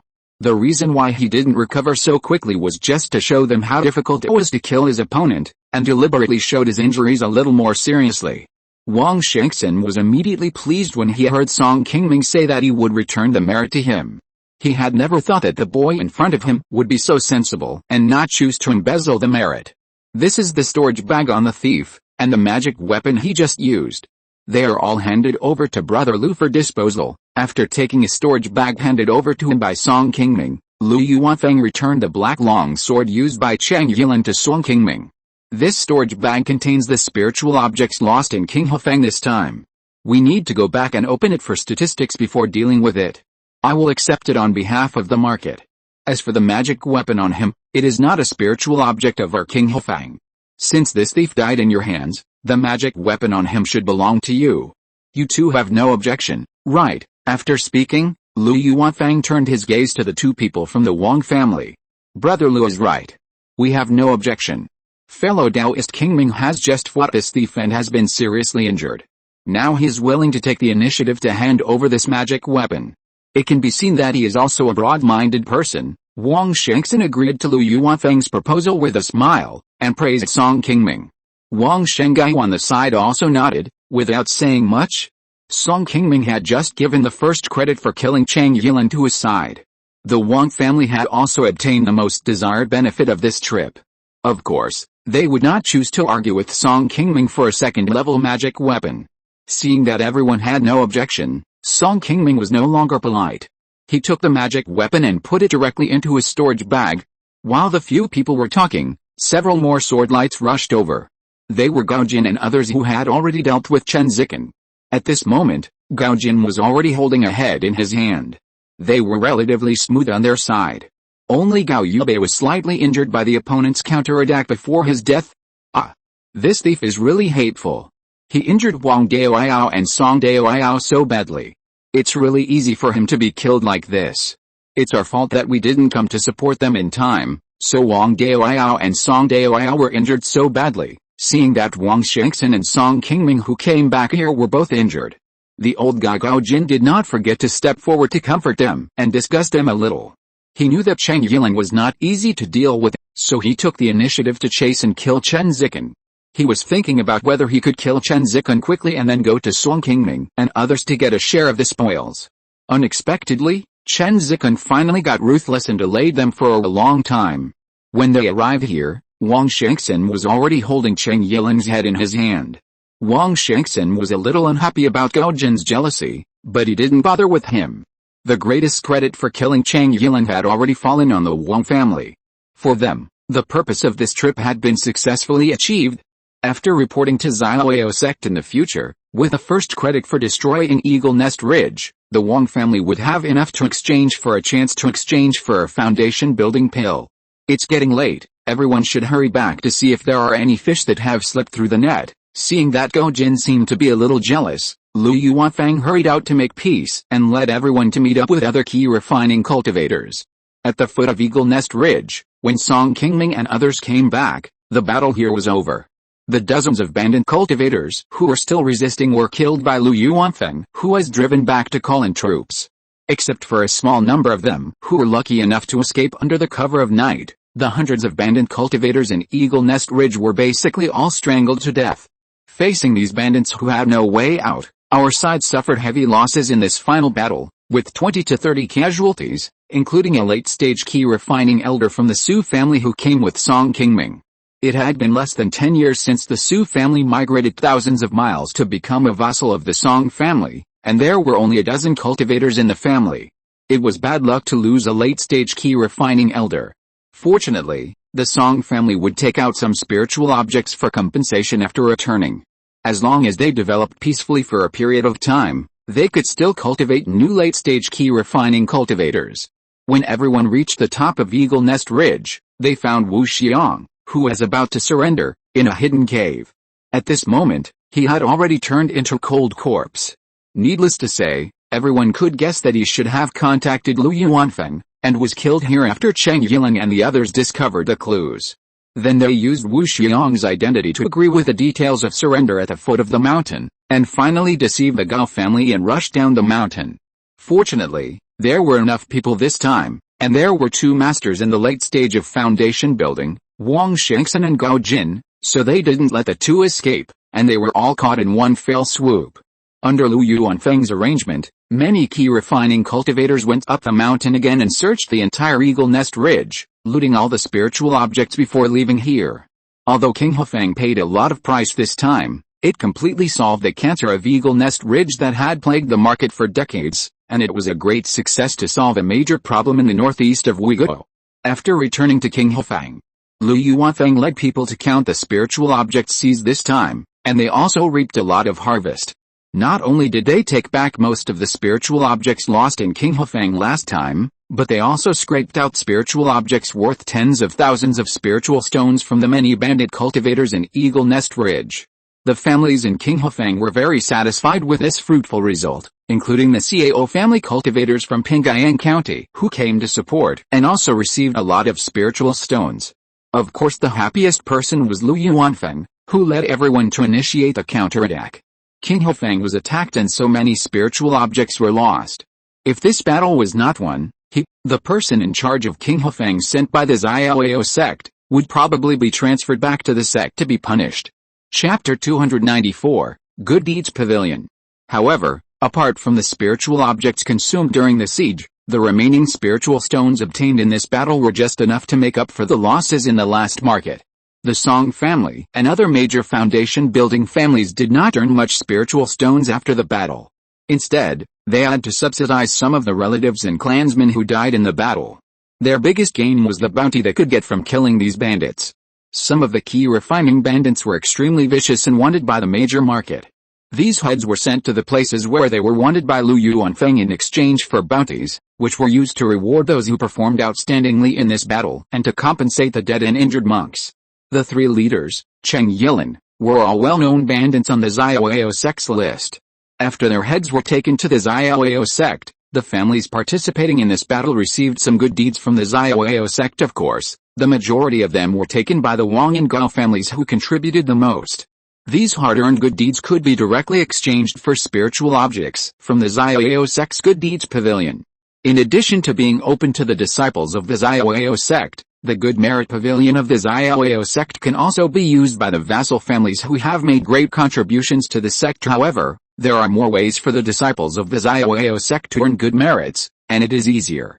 The vassal families below can only get some good merits when the sect recruits them to deal with the turmoil of monsters, or to kill the bandits rewarded by the law enforcement hall. When Song Qingming killed the demon cultivator Han Tongshan, in addition to the spiritual stone reward, he also got 200 points of good merit for the Song family. After these good merits accumulate to a certain amount, they can be exchanged for the spiritual objects they want. The Good Merit Pavilion of a Yuanying sect is not like an ordinary market. As long as you have enough good merits, not to mention the foundation building pill, there are even spiritual objects needed for the formation of the pill. However, the good merits required are also very exaggerated. Even if a foundation building family accumulates for hundreds of years, it is impossible to exchange them. In this regard, Xiaoao sect also provides some conveniences for its vassal families. As long as these immortal cultivation families accumulate good deeds to a certain proportion, they can, after deducting good deeds, hand in spiritual objects of equal value to the Good Deeds Pavilion in exchange for the spiritual objects they want. In other words, one foundation building pill requires 10,000 good deeds, which is equivalent to 10,000 spiritual stones. As long as the Immortal cultivation families can accumulate the required 2,000 good deeds in hands and 8,000 spiritual stones, they can also go to the good deeds pavilion of Xiaoyao sect to exchange for one foundation building pill. Old-fashioned foundation building families like the Wang family and the Gao family, most of their channels for cultivating foundation building cultivators to obtain foundation building pills come from this method. In addition to this method, there is another more direct method. As long as you can find the rare spiritual objects they want for Xiaoyao sect. Just like the water spirit fruit that Song Qingming got back then, with this kind of spiritual object, you can also go directly to the good deeds pavilion of Xiaoyao sect to exchange for foundation building pills, but you have to explain the origins of these spiritual objects clearly. After all, Xiaoyao sect is also a famous sect and will not accept some stolen goods that come from improper sources at will. This kind of situation is very rare. It is not a simple matter to get the spiritual objects that Xiaoyao sect's good merit pavilion likes. In addition to the chance of each person, it also depends on the strength of the family. Although the Liu family was able to find the water spirit fruit tree, it was all in vain because of their lack of strength. In order to get the third-level spiritual medicine, the Wang family lost Wang Changlian, a foundation-building cultivator, in the floating cloud mountains. Song Qingming almost lost his life. If the strength is not enough, not only will you not get the spiritual objects you want, but you may also lose the fate of the entire family. Fortunately, Song Qingming did not work in vain this time. In the end, he not only got a medium-grade magic weapon from Cheng Yilin, but also took in more than 3,000 spiritual stones and more than a dozen second-level spiritual objects that he had taken out when he deceived Song Qingming in the battle. Fortunately, these things were taken out by Cheng Yilin himself. If they were still in his storage bag, Song Qingming would not be able to force open his storage bag in such a short time, and he could only hand them over to Lu Yuanfeng in the end. Speaking of the life and death duel with Cheng Yilin, Song Qingming and he actually calculated against each other in the end, and Cheng Yilin, the old fox, ended up capsizing first. Cheng Yilin wanted to escape secretly at first, but Song Qingming had already exposed his hiding place, so he could only choose to decisively kill Song Qingming. As a result, he failed to break the defense of the green water bell in a short time, and was forced to resort to underhanded tactics. Cheng Yilin first threw out the jade box, which contained the magic weapon he had secretly hidden for a sneak attack. Seeing that Song Qingming was not fooled, he took out a lot of spiritual objects to tempt him, pretending that he only wanted to escape. As long as Song Qingming took the initiative to remove the protection of the green water bell, he could use the magic weapon he had ambushed before to launch a sneak attack and then kill Song Qingming.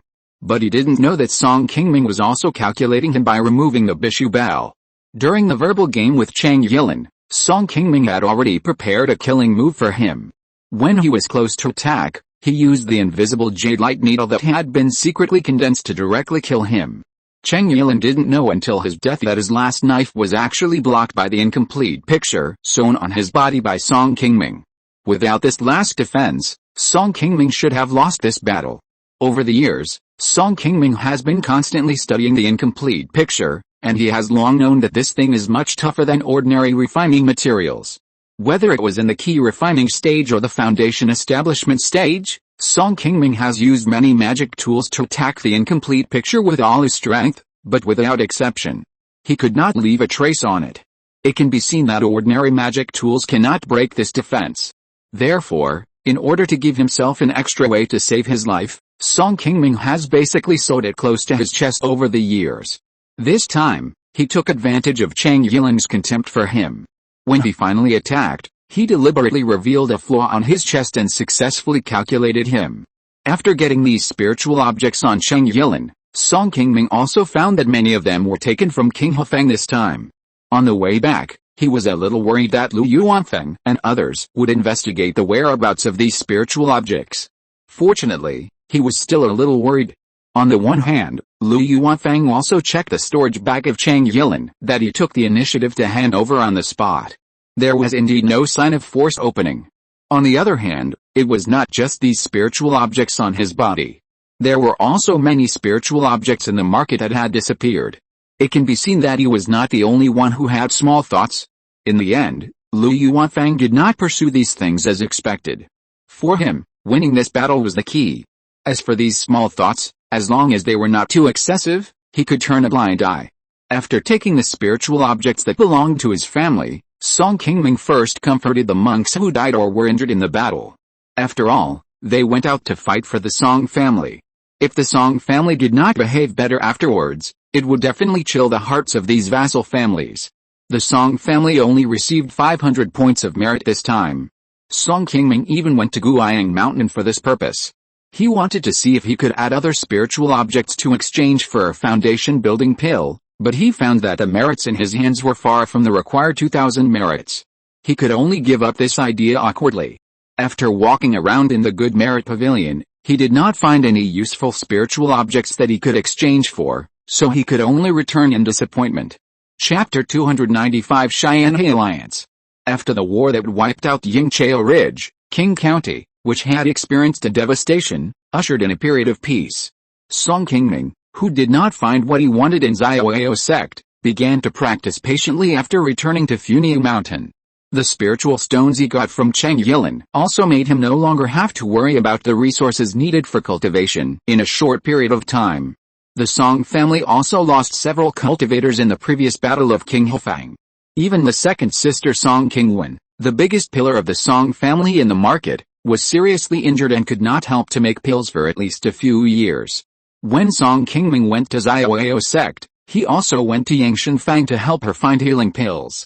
Unfortunately, all the pills he found were low-level first-level pills. Although they would have some effect after taking them, they could not help her shorten the treatment time. The second sister Song Qingwen had to retreat for a long time to heal her wounds. In addition, the death of her fourth uncle Song Changqiu also made the Song family cultivators in the entire market lose their backbone, and the business of several shops in Qinghofang was greatly affected. Although the clan leader Song Changfang immediately sent the 15th aunt Song Changayu to take over the affairs of the market, Song Changai was a decent person and didn't have much business sense. After she arrived there, although she temporarily stabilized the Song family cultivators and mortals in the market, the overall business of these shops could not recover.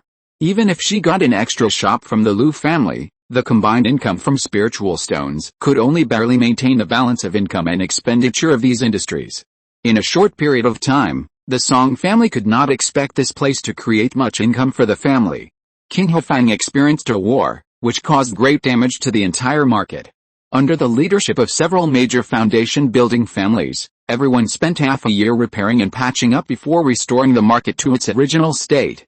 However, the Battle of Eagle Nest Ridge also played some of Qinghofang's prestige. After that, for at least 20 years, no one saw the traces of those bandit cultivators who were seeking money and killing people near Qinghofang. Many casual cultivators who were doing business in other markets came here specifically to find a more comfortable place to live. The business of other shops in the market is getting better and better, but all the shops of the Song family are still in a slump. At the end of their family meeting, Song Qingming finally couldn't sit still and had to transfer Shichun back from Fengtao Mountain to help take care of the Qinghofang. After Shichun went to Qinghofang, he did not disappoint Song Qingming. The Song family's industry in Qinghofang finally got better slowly. 1 year after the Battle of Yingqiao Ridge, when Song Qingming was immersed in cultivation on Funiu Mountain, he received a piece of news that surprised him.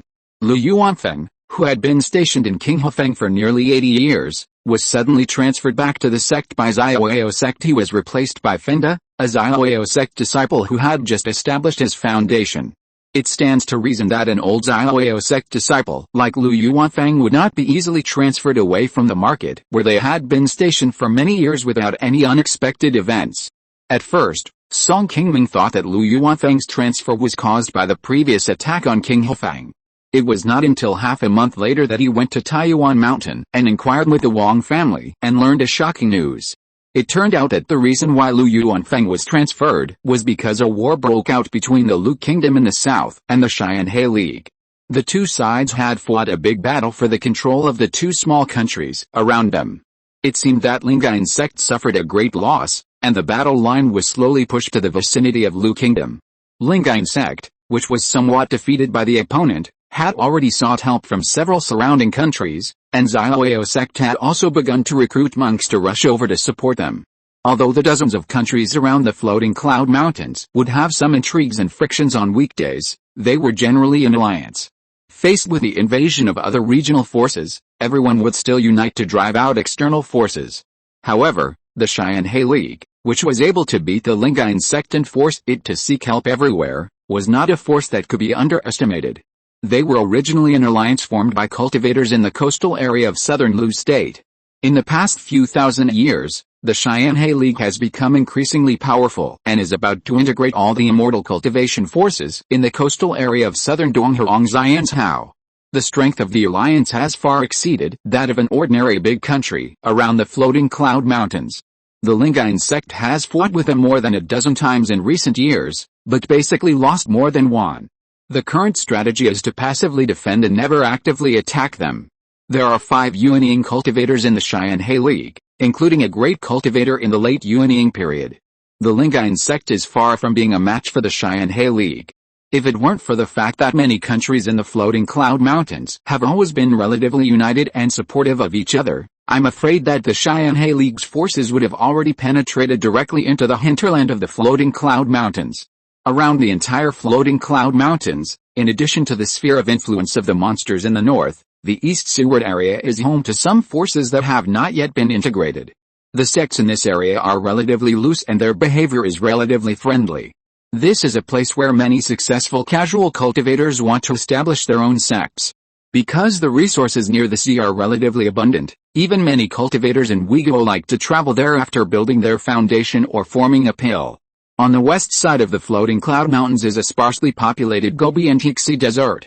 In addition to using long-distance teleportation arrays, only cultivators above the Jindan level have the ability to cross there.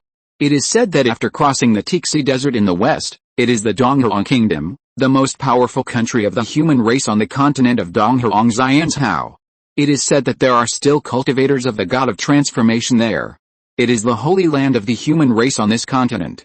Not only are there many spiritual veins in its territory, but after more than 100,000 years of development by the human race, it has become like Yuan County in Uyghur. Even monsters have become extinct. It is also the best place for mortals to reproduce. To the south is the territory of the Xianhe League. They have a strong style of doing things. They often invade the territory of Lu State and several small countries near the floating cloud mountains to the north, trying to enter this area to seize more resources. A large-scale conflict often breaks out between the two sides every few decades. In addition to fully responding to the biggest threat, the Northern Frontier Monster Army in the north, the dozens of countries around the floating cloud mountains are also on guard against the expansion of the Xianhe League in the south. However, the Xianhe League is not only an opponent of the floating cloud mountains in the north. The monsters along the coast are also their biggest concern. Just like the monsters in the northern frontier, the monsters in the Lian Sea in the south will attack the southern coastal area of Dongheong every once in a while. Fortunately, there is a tacit understanding between the two sides. Both the Xianhe League and the floating cloud mountains will stop when the monsters are in turmoil.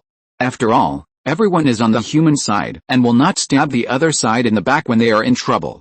Chapter 296 Steady Development. Fortunately, the war with the Xianhe League is thousands of miles away and will not affect the Wei Kingdom for the time being, so Song Qingming does not have to worry about this. In Funiu, since Song Qingming issued the family rules to encourage everyone to learn the skills of cultivating immortals, all the cultivators of the Song family have basically learned 1 or 2 skills that can be used. The most common skills in the world of cultivating immortals are elixirs, talismans, instruments, and formations. After these years of development, the Song family has made great progress in each direction. Since the second sister Song Qingwen was injured a year ago, the family has also begun to focus on training other alchemists. At present, there are already several good seedlings, among which the best performing one is Song Xintang, who is ranked 9th in the new generation. Although he was only a 4 spiritual root cultivator, he had some talent in alchemy. He had been learning alchemy from Song Qingwen in the market for only 5 years, and his level had surpassed the elders of the clan who had come before him. Although he was not as good as his second sister Song Qingwen, the difference was not big. As long as he was patient and gave more time, this kid should not be too far away from breaking through to mid-level alchemist. Seeing that there was a good seedling, Song Qingwen, who was recovering from her injuries, felt more at ease. In addition to the 14th-old Song Qingxi, who was personally trained by Song Qingming, The Song family has added 3 or 4 more formation masters in the past few years. Although these people were not as talented as Song Qingxi, it was no big problem to arrange some ordinary formations. As long as they could persist, they would have the opportunity to improve their formation level to the top level in the future. It was difficult to earn spirit stones from this skill of formation master in the early stage, so most people would not give priority to this skill. After the death of the eldest elder of the Song family, the 12th aunt suddenly died in the war during the monster riot. The entire family was left with only Song Qingming, a formation master of average level, and the inheritance in this area was almost cut off. Fortunately, there are now rewards for learning immortal cultivation skills. Many skills that were less popular in the early stage have begun to develop in this direction. The family has spiritual stones to help, and as long as you have talent in this area, it will be easier to learn. As for the art of making talismans and refining instruments, these two are relatively common skills in the world of immortal cultivation. Now there are more people learning in the Song family. There are more than one top-grade talisman maker and refining instrument in the entire Song family. There is no shortage of magic tools and talismans in the Song family's market shop all year round. Sometimes when business is not good, there will even be a backlog of many in the shop. Not only these, other less popular immortal cultivation skills have also begun to be explored by people in the Song family.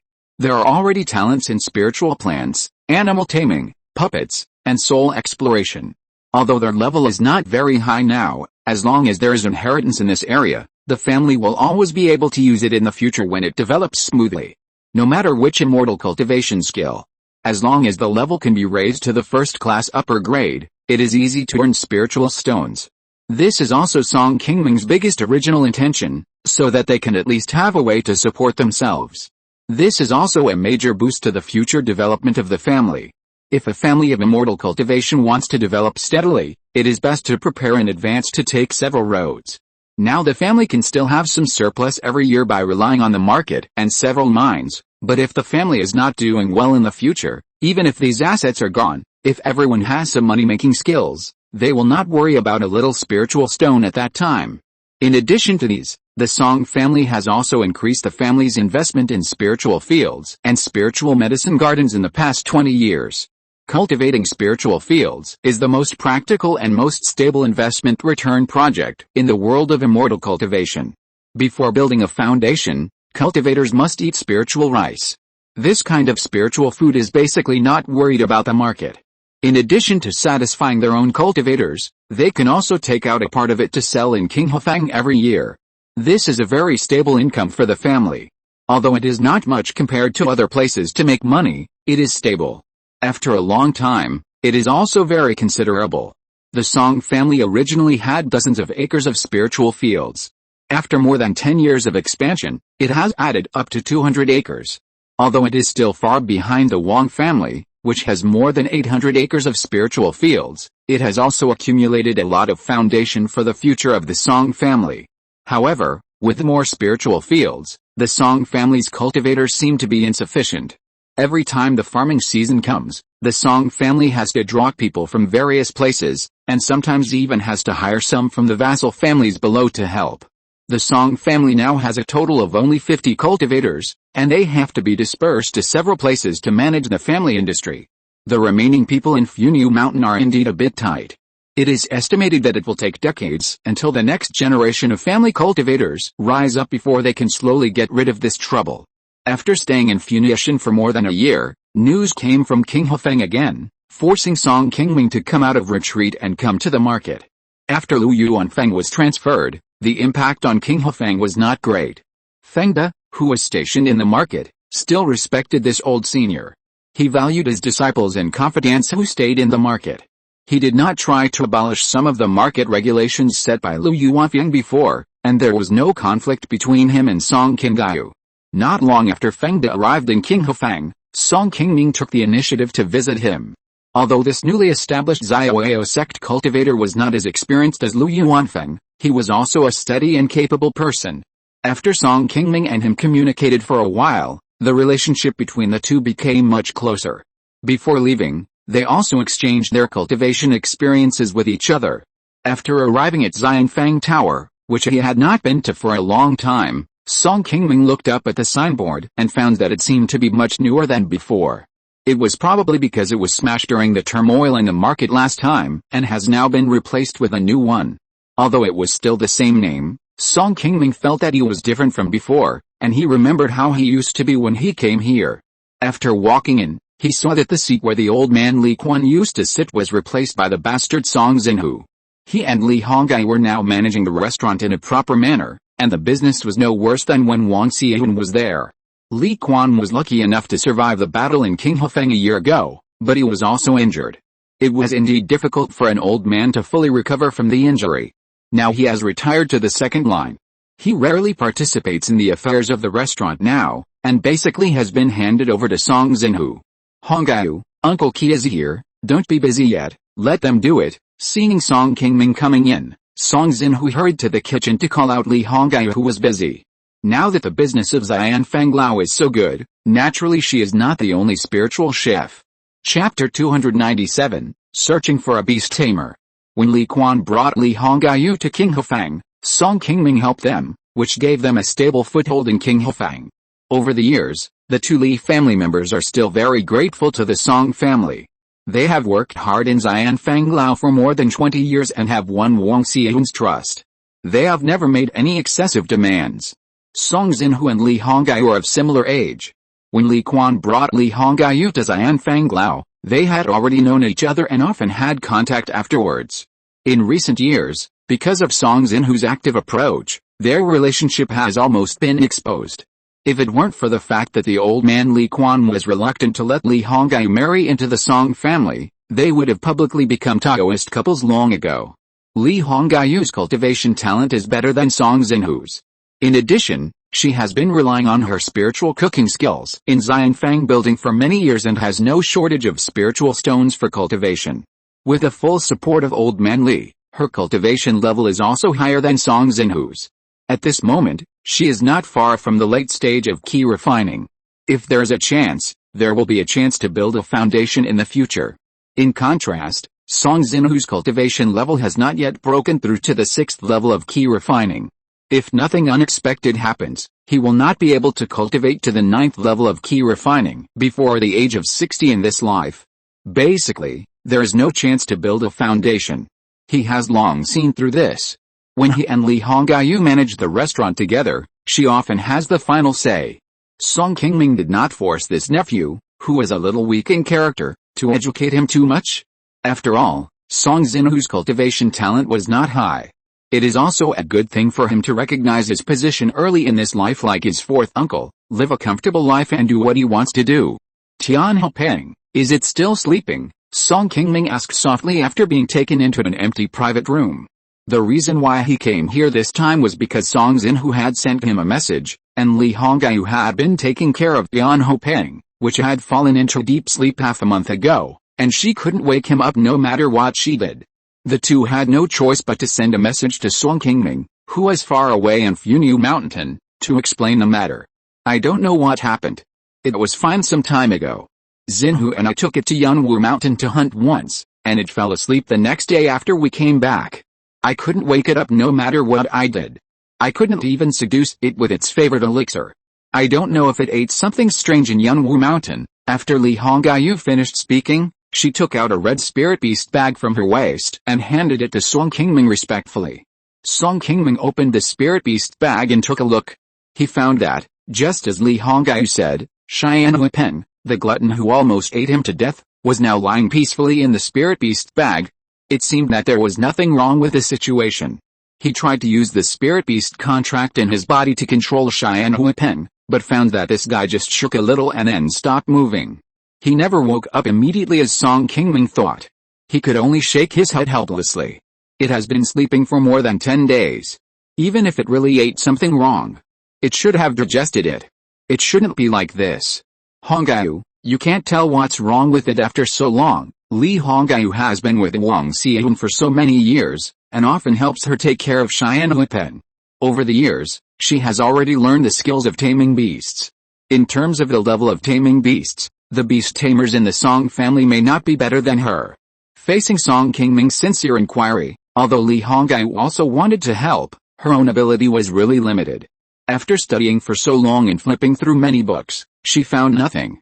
She could only shake her head helplessly at Song Qingming. Seeing that Li Honggai really tried her best, Song Qingming nodded and thought for a while, then said, "Then let's do this for now. I'll take it to other places to ask and see what's wrong with this guy and how to wake it up." After leaving Xianfang Tower, Song Qingming took Xian Huipeng to look around in the market and asked several famous beastmasters in Qinghefang. The result really surprised Song Qingming. These people were all the best beastmasters in Qinghefang, but without exception, they couldn't figure out what was going on with Xian Huipeng. In the end, Song Qingming had no choice but to return to the Song family shop. Now that even the first-class top-grade beastmaster was helpless, he could only go to Gianfang to find someone with a higher level. Before leaving, he thought of asking Shi Chun to find out where there were beastmasters above the second level in Gianfang to see if there was a way to awaken the Skyfire Pang. Hearing that Song Qingming wanted to inquire about the second-level beastmaster, Shi Chun smiled with surprise and replied, "Haha. In fact, we have a second-level beastmaster in Qing County. The Supreme Elder went to Gianfang for this matter, which is too far away. There is a second-level beastmaster in Qing County. How come I don't know, Brother Shi? Tell me." Hearing Shi Chun say this, Song Qingming was surprised. He knew almost all the famous beastmasters in Qing County, but he hadn't heard of any beastmaster whose level was raised to the second level. Song Qingming asked Shi Chun with a puzzled look on his face. "When I was at Funiu Mountain, I heard that Senior Ma was a level 2 beastmaster. One of his disciples had always had a good relationship with me. I once heard him tell me that Senior Ma had subdued a level 2 fierce wind more than 10 years ago. To be able to do this, his beast control level must have reached level 2. Qinghefang is only 600 miles away from Funiu Mountain. Why not go there and ask first?" "You're right. Fortunately, I came here to ask you first, otherwise I might really do as you said and go directly to Gianfang instead of going far away." Hearing Shi Chun mention Senior Ma of Funiu Mountain, Song Qingming immediately knew who he was talking about, and a smile suddenly appeared on his face. This person's name is Ma Bashan, one of the 2 foundation-building monks sent by Xiaoyao sect to Funiu Mountain to guard and manage the Zhengjin mine there. This person has a good relationship with Liu Yuanfang, who was stationed in Qinghefang before, and is considered a relatively hospitable person. After he came to Funiu Mountain, Song Qingming also met him twice. If Ma Bashan could really help wake up Xian Huipeng, it would save him a lot of trouble. Otherwise, Song Qingming would have to go to Gianfang to deal with the matter. And the round trip would take at least 7 or 8 days. After getting Shi Chun's advice, Song Qingming did not rush to set off immediately, but specially arranged for someone to prepare some gifts for Ma Bashan before bringing Xian Huipeng to visit the Fengtaoshan mine. If you're listening to this novel on a channel other than Fanfic World, it means they downloaded and uploaded it without effort. We cordially invite you to visit our channel, Mundo Fanfic Novelis. There you'll find the original version of this story and you can explore many other novels of various genres. We're waiting for you to immerse yourself in a world of incredible novels. Chapter 298, Walking into Trap. Fengtao Mountain has become much more prosperous than it was a few years ago when the Zhengjin ore veins were not discovered. Since the Zhengjin stone mine is a relatively important strategic resource of Xiaoyao sect, Xiaoyao sect also has very strict management here. People who have nothing to do with the mine veins are not allowed to approach here. After arriving at Fengtao Mountain, Song Qingming passed a message to the guard monks, and soon 3 monks came out from inside. The middle-aged man in the lead looked older than Song Qingming. After seeing Song Qingming, the 3 hurriedly stepped forward to salute.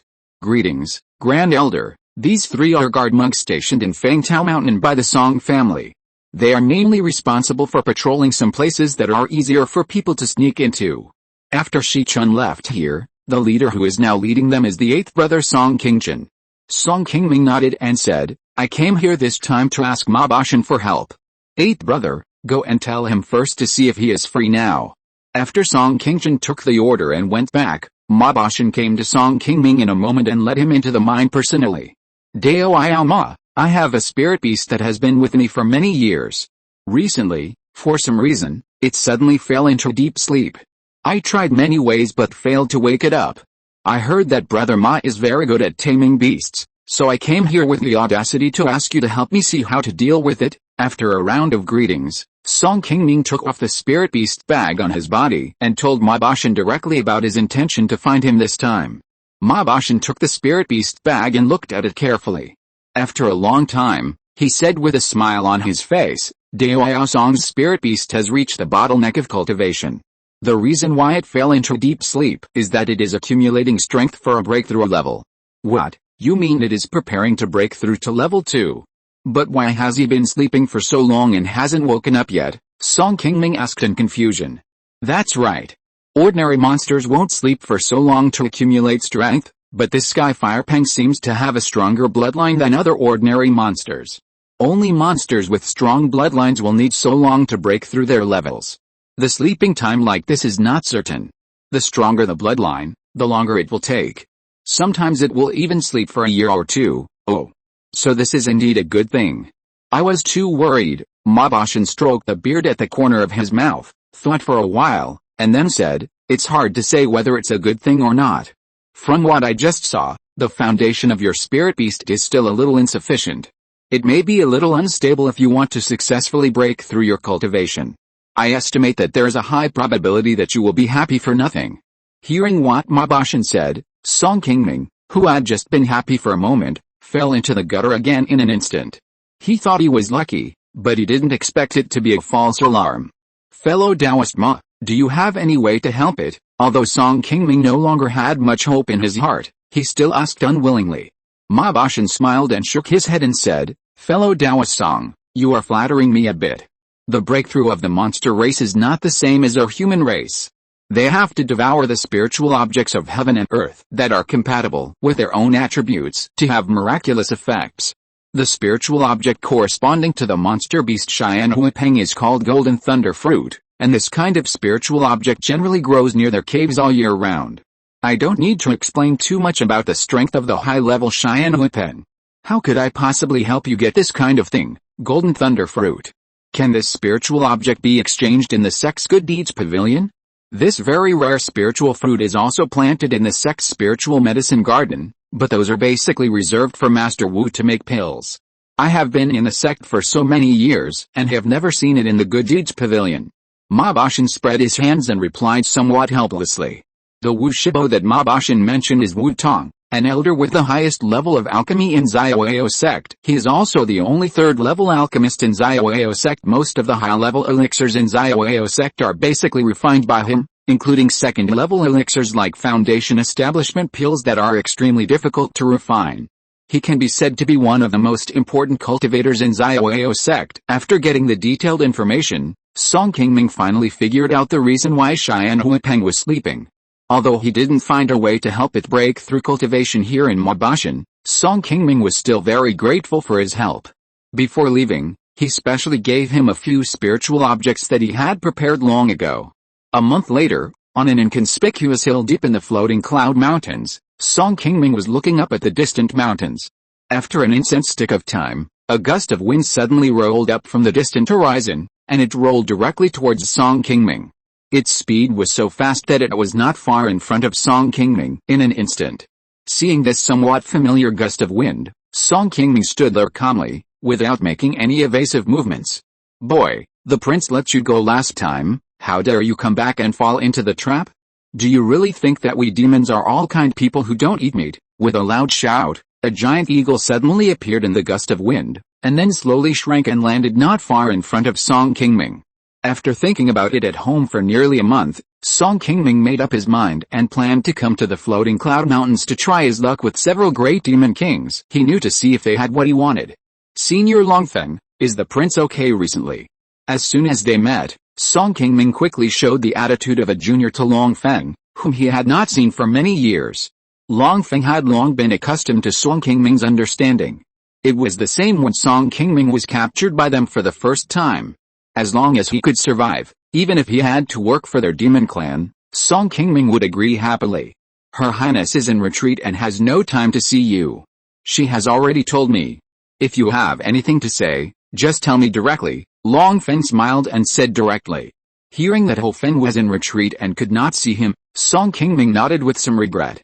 After hesitating for a moment, he said again, I came here only to ask for a spiritual object. I hope that the senior can help me. if the senior needs anything. I will do my best and will never refuse in the future." Hearing this, Longfeng immediately shouted, "Humph! Don't talk so much big words first. Tell me what you want quickly. If you want to ask me for something, you have to see if I have it first. I want to ask you for a level 2 golden thunder fruit." "You should know about this thing," Song Qingming asked calmly.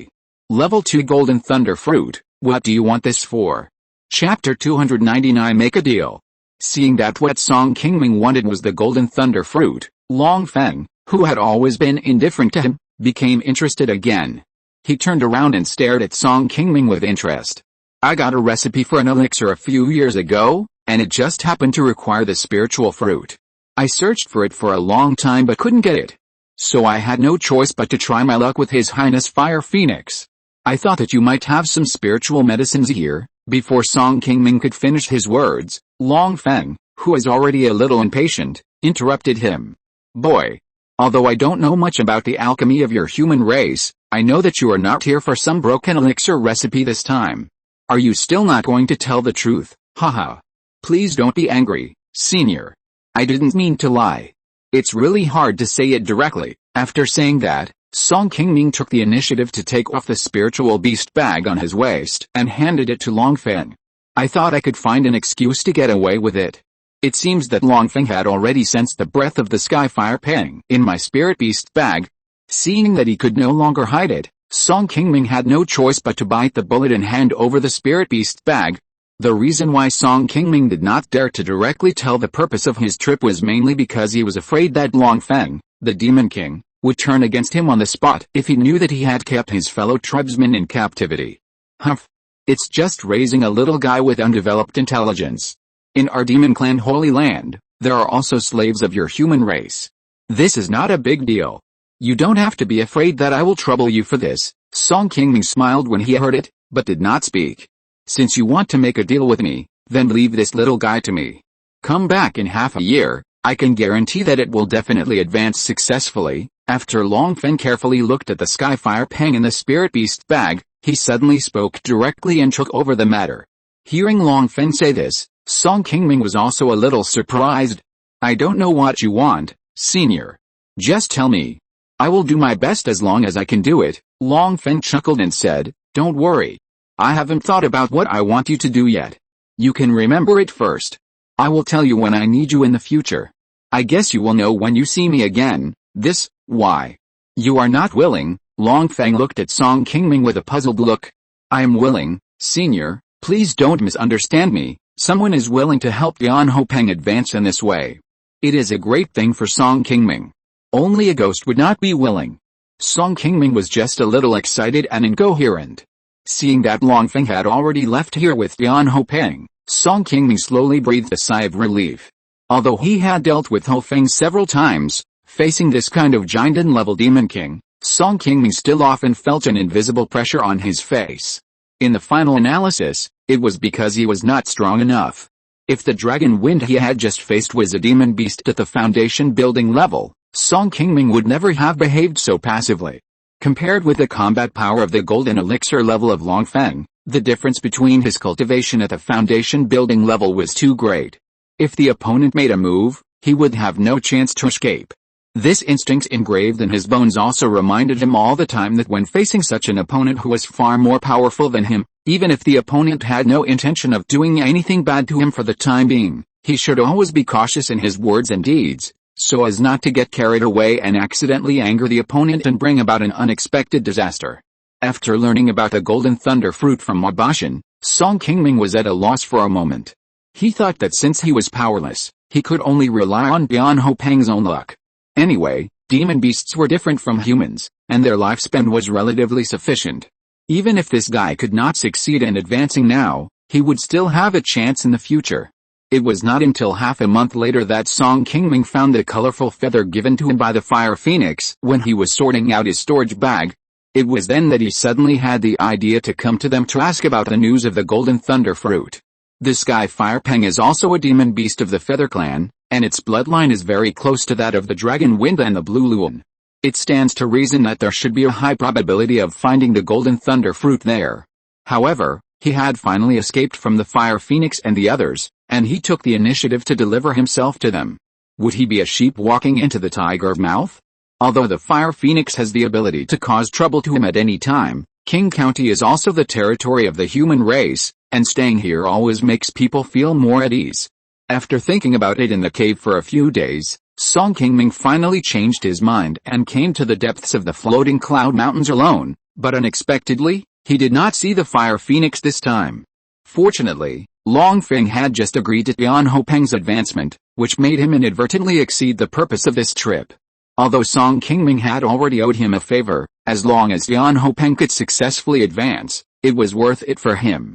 Anyway, he was just a small foundation-building cultivator, and his ability was already there. If Long Feng really made any outrageous requests, he could use his lack of ability to prevaricate. At most, he could find a way to compensate him with something else. In short, as long as Song Qingming could afford it with the normal financial resources of the Song family, he could give it to Long Feng. He would not think about anything else. Song Qingming could see that Long Feng could come to this meeting because of Ho Feng's instruction. Otherwise, he, a small human cultivator, would not be qualified to make a deal with a demon king like him. Half a year later, a large bird with a wingspan of more than 2 feet suddenly flew over the top of the Song family's Funiu Mountain.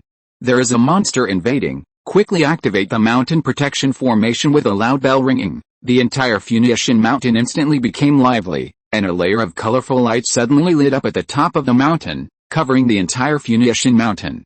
Looking at the huge bird in the sky, Song Changfang couldn't help but sweat on his forehead. Oh no, it turned out to be a level 2 monster. Now there are 2 foundation-building cultivators in the clan. Song Qingming went out more than 10 days ago and has not returned yet, and Song Qinggayu is stationed in Qinghofeng and can't come back for a while. Although the mountain protection formation of Funiu Mountain has been replaced with a level 2 formation, even if there are no foundation-building cultivators, it is difficult for a level 2 monster to break through in a short period of time. But if this monster directly attacks the mortal town below the mountain, it is hard to say. The formations in places like Mujiao Town are still level 1 defense formations, which will definitely not be able to stop the attack of level 2 monsters. The mortals in that place are the foundation of the Song family. Once they are broken, they will definitely suffer heavy losses, which is enough to make everyone in the Song family feel distressed. Just when Song Changfang was worried, a young man suddenly jumped down from the giant bird in the sky, and flew directly through the Funiu Mountain protection formation and landed in front of Song Changfeng. Qingming. Why is it you? Chapter 300, Skyfire Peng Advancement. The man standing in front of everyone was Song Qingming, who had been away from home for more than 10 days. At this moment, he greeted everyone with a happy face. Looking at the stunned elders in front of him, Song Qingming raised his hand and pointed at the Cheyenne Huipeng in the sky, and said to Song Changfang and others, "Don't worry, it won't attack us. Everyone, stop looking and go and close the mountain protection formation, so as not to waste spiritual stones later." Hearing what Song Qingming said, Song Changfang also came back to his senses and asked the few people who were still in a daze to quickly close the mountain protection formation. Long Feng did not break his promise. Half a year later, Song Qingming went to the floating cloud mountains again. When he came back, he really rode on the Cheyenne Huipeng that had successfully advanced. Although it is relatively more difficult for demon beasts to advance than human cultivators, Long Feng is at least a dominant giant and demon king. With his strength, it is not a problem to support a demon beast to advance to the foundation building stage. Cheyenne Huipeng smoothly advanced to the 2nd level. Logically speaking, most of Song Changfang and the others had seen Cheyenne Huipeng before. The reason they failed to recognize it just now was that after Cheyenne Huipeng's advancement, its size had doubled, and the color of its feathers had changed from golden yellow to grayish-white. That's why Song Changfang and the others failed to recognize it. After the mountain protection formation was lifted, under Song Qingming's guidance, Cheyenne Huipeng finally landed next to his cave on the top of Funiu Mountain. After the monster advanced to the 2nd level, its intelligence had caught up with that of a human child. Now Cheyenne Huipeng could fully cooperate with Song Qingming's simple instructions. After returning to Funiu Mountain with Cheyenne Huipeng, Song Qingming planned to open a separate secret room for Cheyenne Huipeng next to his cave. In the future, Cheyenne Huipeng would not be allowed to go to Qinghofeng again. As an important trump card of the family, Xianhuipeng would stay on Funiu Mountain for a long time in the future. With it guarding this sacred mountain, Song Qingming would feel more at ease when he went out. The strength of the Skyfire Peng, which has advanced to the foundation establishment stage, is not bad. It has several powerful fire-attributed magical powers in its own talents. After Song Qingming and it sparred for a while, he found that this guy's fighting ability is comparable to that of a human cultivator who has just established his foundation. The intelligence of the demon race is too low in the Qi refining stage, so it will be weaker than the human cultivators of the same level. After reaching the foundation establishment stage, not only will their intelligence be greatly opened, but their own magical powers will also be much stronger. After a demon beast with a strong natural bloodline like the Skyfire Peng advances to the second level, its own strength is no longer inferior to that of a human cultivator of the same level in the foundation establishment stage. After listening to Song Qingming's description of the Skyfire Peng's advancement process, Song Changfeng, the head of the Song family, couldn't help but be very excited. If the previous Song family as a foundation-building family was still a little lacking in foundation, now the family has a second-level mountain-guarding spiritual beast, which can completely make up for this shortcoming. The lifespan of a demon beast is generally about 2 to 3 times that of a human cultivator. A feathered demon beast like the Skyfire Peng can normally live for 600 to 700 years. As long as it is there, even if the Song family loses all the foundation-building cultivators, it will not decline rapidly.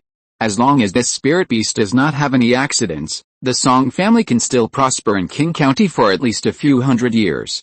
After returning to Funiu, Song Qingming quickly recruited a newly entered beast master in the family and handed the Skyfire Peng to him for daily care. Not long after he settled the Skyfire Peng, his sixth uncle Song Changfeng came to find him again with a smile. Qingming, at the family spiritual root test ceremony a few days ago, 2 cultivators of the Yuan generation were added at once this year. This is a rare happy event. I want to use this to hold a ceremony of grace and honor in the Song family to celebrate and encourage these children of the Yuan generation who have come to the mountain in recent years. What do you think? Song Qingming nodded and said, "Sixth uncle's idea is not bad. Since we are going to do it, we should just notify all the cultivators outside and tell them to come back as much as possible if they can. If they really can't come back due to something, then forget it, and don't let this delay the important work at hand." Song Changfeng made this suggestion. In fact, Song Qingming had always had this idea in his mind. Now that he proposed it, Song Qingming agreed to Song Changfeng's proposal. When Song Qingai was building her foundation, the Song family was going to hold a foundation building ceremony for her. In the end, Song Qingming stopped it in order to keep the matter of Song Qingai's foundation building secret. At that time, some cultivators did not quite understand the family's approach to this matter. Now the Song family has developed steadily and has become more and more like a foundation building family. Song Qingming and Song Qingai are not very old and can still protect the Song family for a long time. It is time for the family members to relax and celebrate. Under the personal arrangement of Song Changfeng, the Song family began to get busy. After receiving the news, the Song family monks outside also asked for leave and returned to Funiu. The entire Funiu also ushered in an unprecedented lively scene. Not only the family monks on Funiu, but also the mortals under the mountain also relaxed and celebrated during this festival. In the meeting hall of Funiu, 5 children in their teens of different heights were kowtowed to the 2 foundation-building ancestors of the family sitting at the top under the guidance of their elders. Song Qingming and Song Qingai, who came back from Qinghefang to attend the Enrong ceremony, gave these younger generations of the Yuan character generation a gift to encourage them to practice hard in the future. Looking at the young faces in front of him, Song Qingming couldn't help but recall his youthful appearance when he first went up the mountain. At that time, the Song family was just a small Qi refining family with average foundation, and all the cultivators added up to only 20 people. Song Qingming didn't have much hope for his path at the beginning, and he relied on himself to move forward steadily step by step to create a path for cultivation. Now these children have grown up in the Song family, which has risen to become a foundation-building family. They have a higher and better starting point. In the future, they may be able to surpass the old generation and carry forward the entire Song family. The Song family has developed rapidly in recent years, and the newly built town at the foot of the mountain has also given mortals a lot of room for development. The overall number of mortals has nearly doubled compared to when Song Qingming just built his foundation, And the generation of cultivators has also been passed from the new generation to the original generation. It is precisely because of these mortals that the number of monks in the Song family has doubled in the past few decades. There are only a dozen people in the Qing and Qing generations, but the new generation has seen explosive growth, with the youngest one already ranking 26th. The birth of a new generation of monks also means the aging of the old generation of monks. The Qing generation of monks has gradually begun to die out. Among the old monks of the Qing generation who are still alive, the oldest Uncle Song Changwu has returned home to retire a few years ago. End of this chapter. Thank you very much for reaching the end. Don't forget to like. Looking for more exclusive content and immediate access? Subscribe to our Patreon.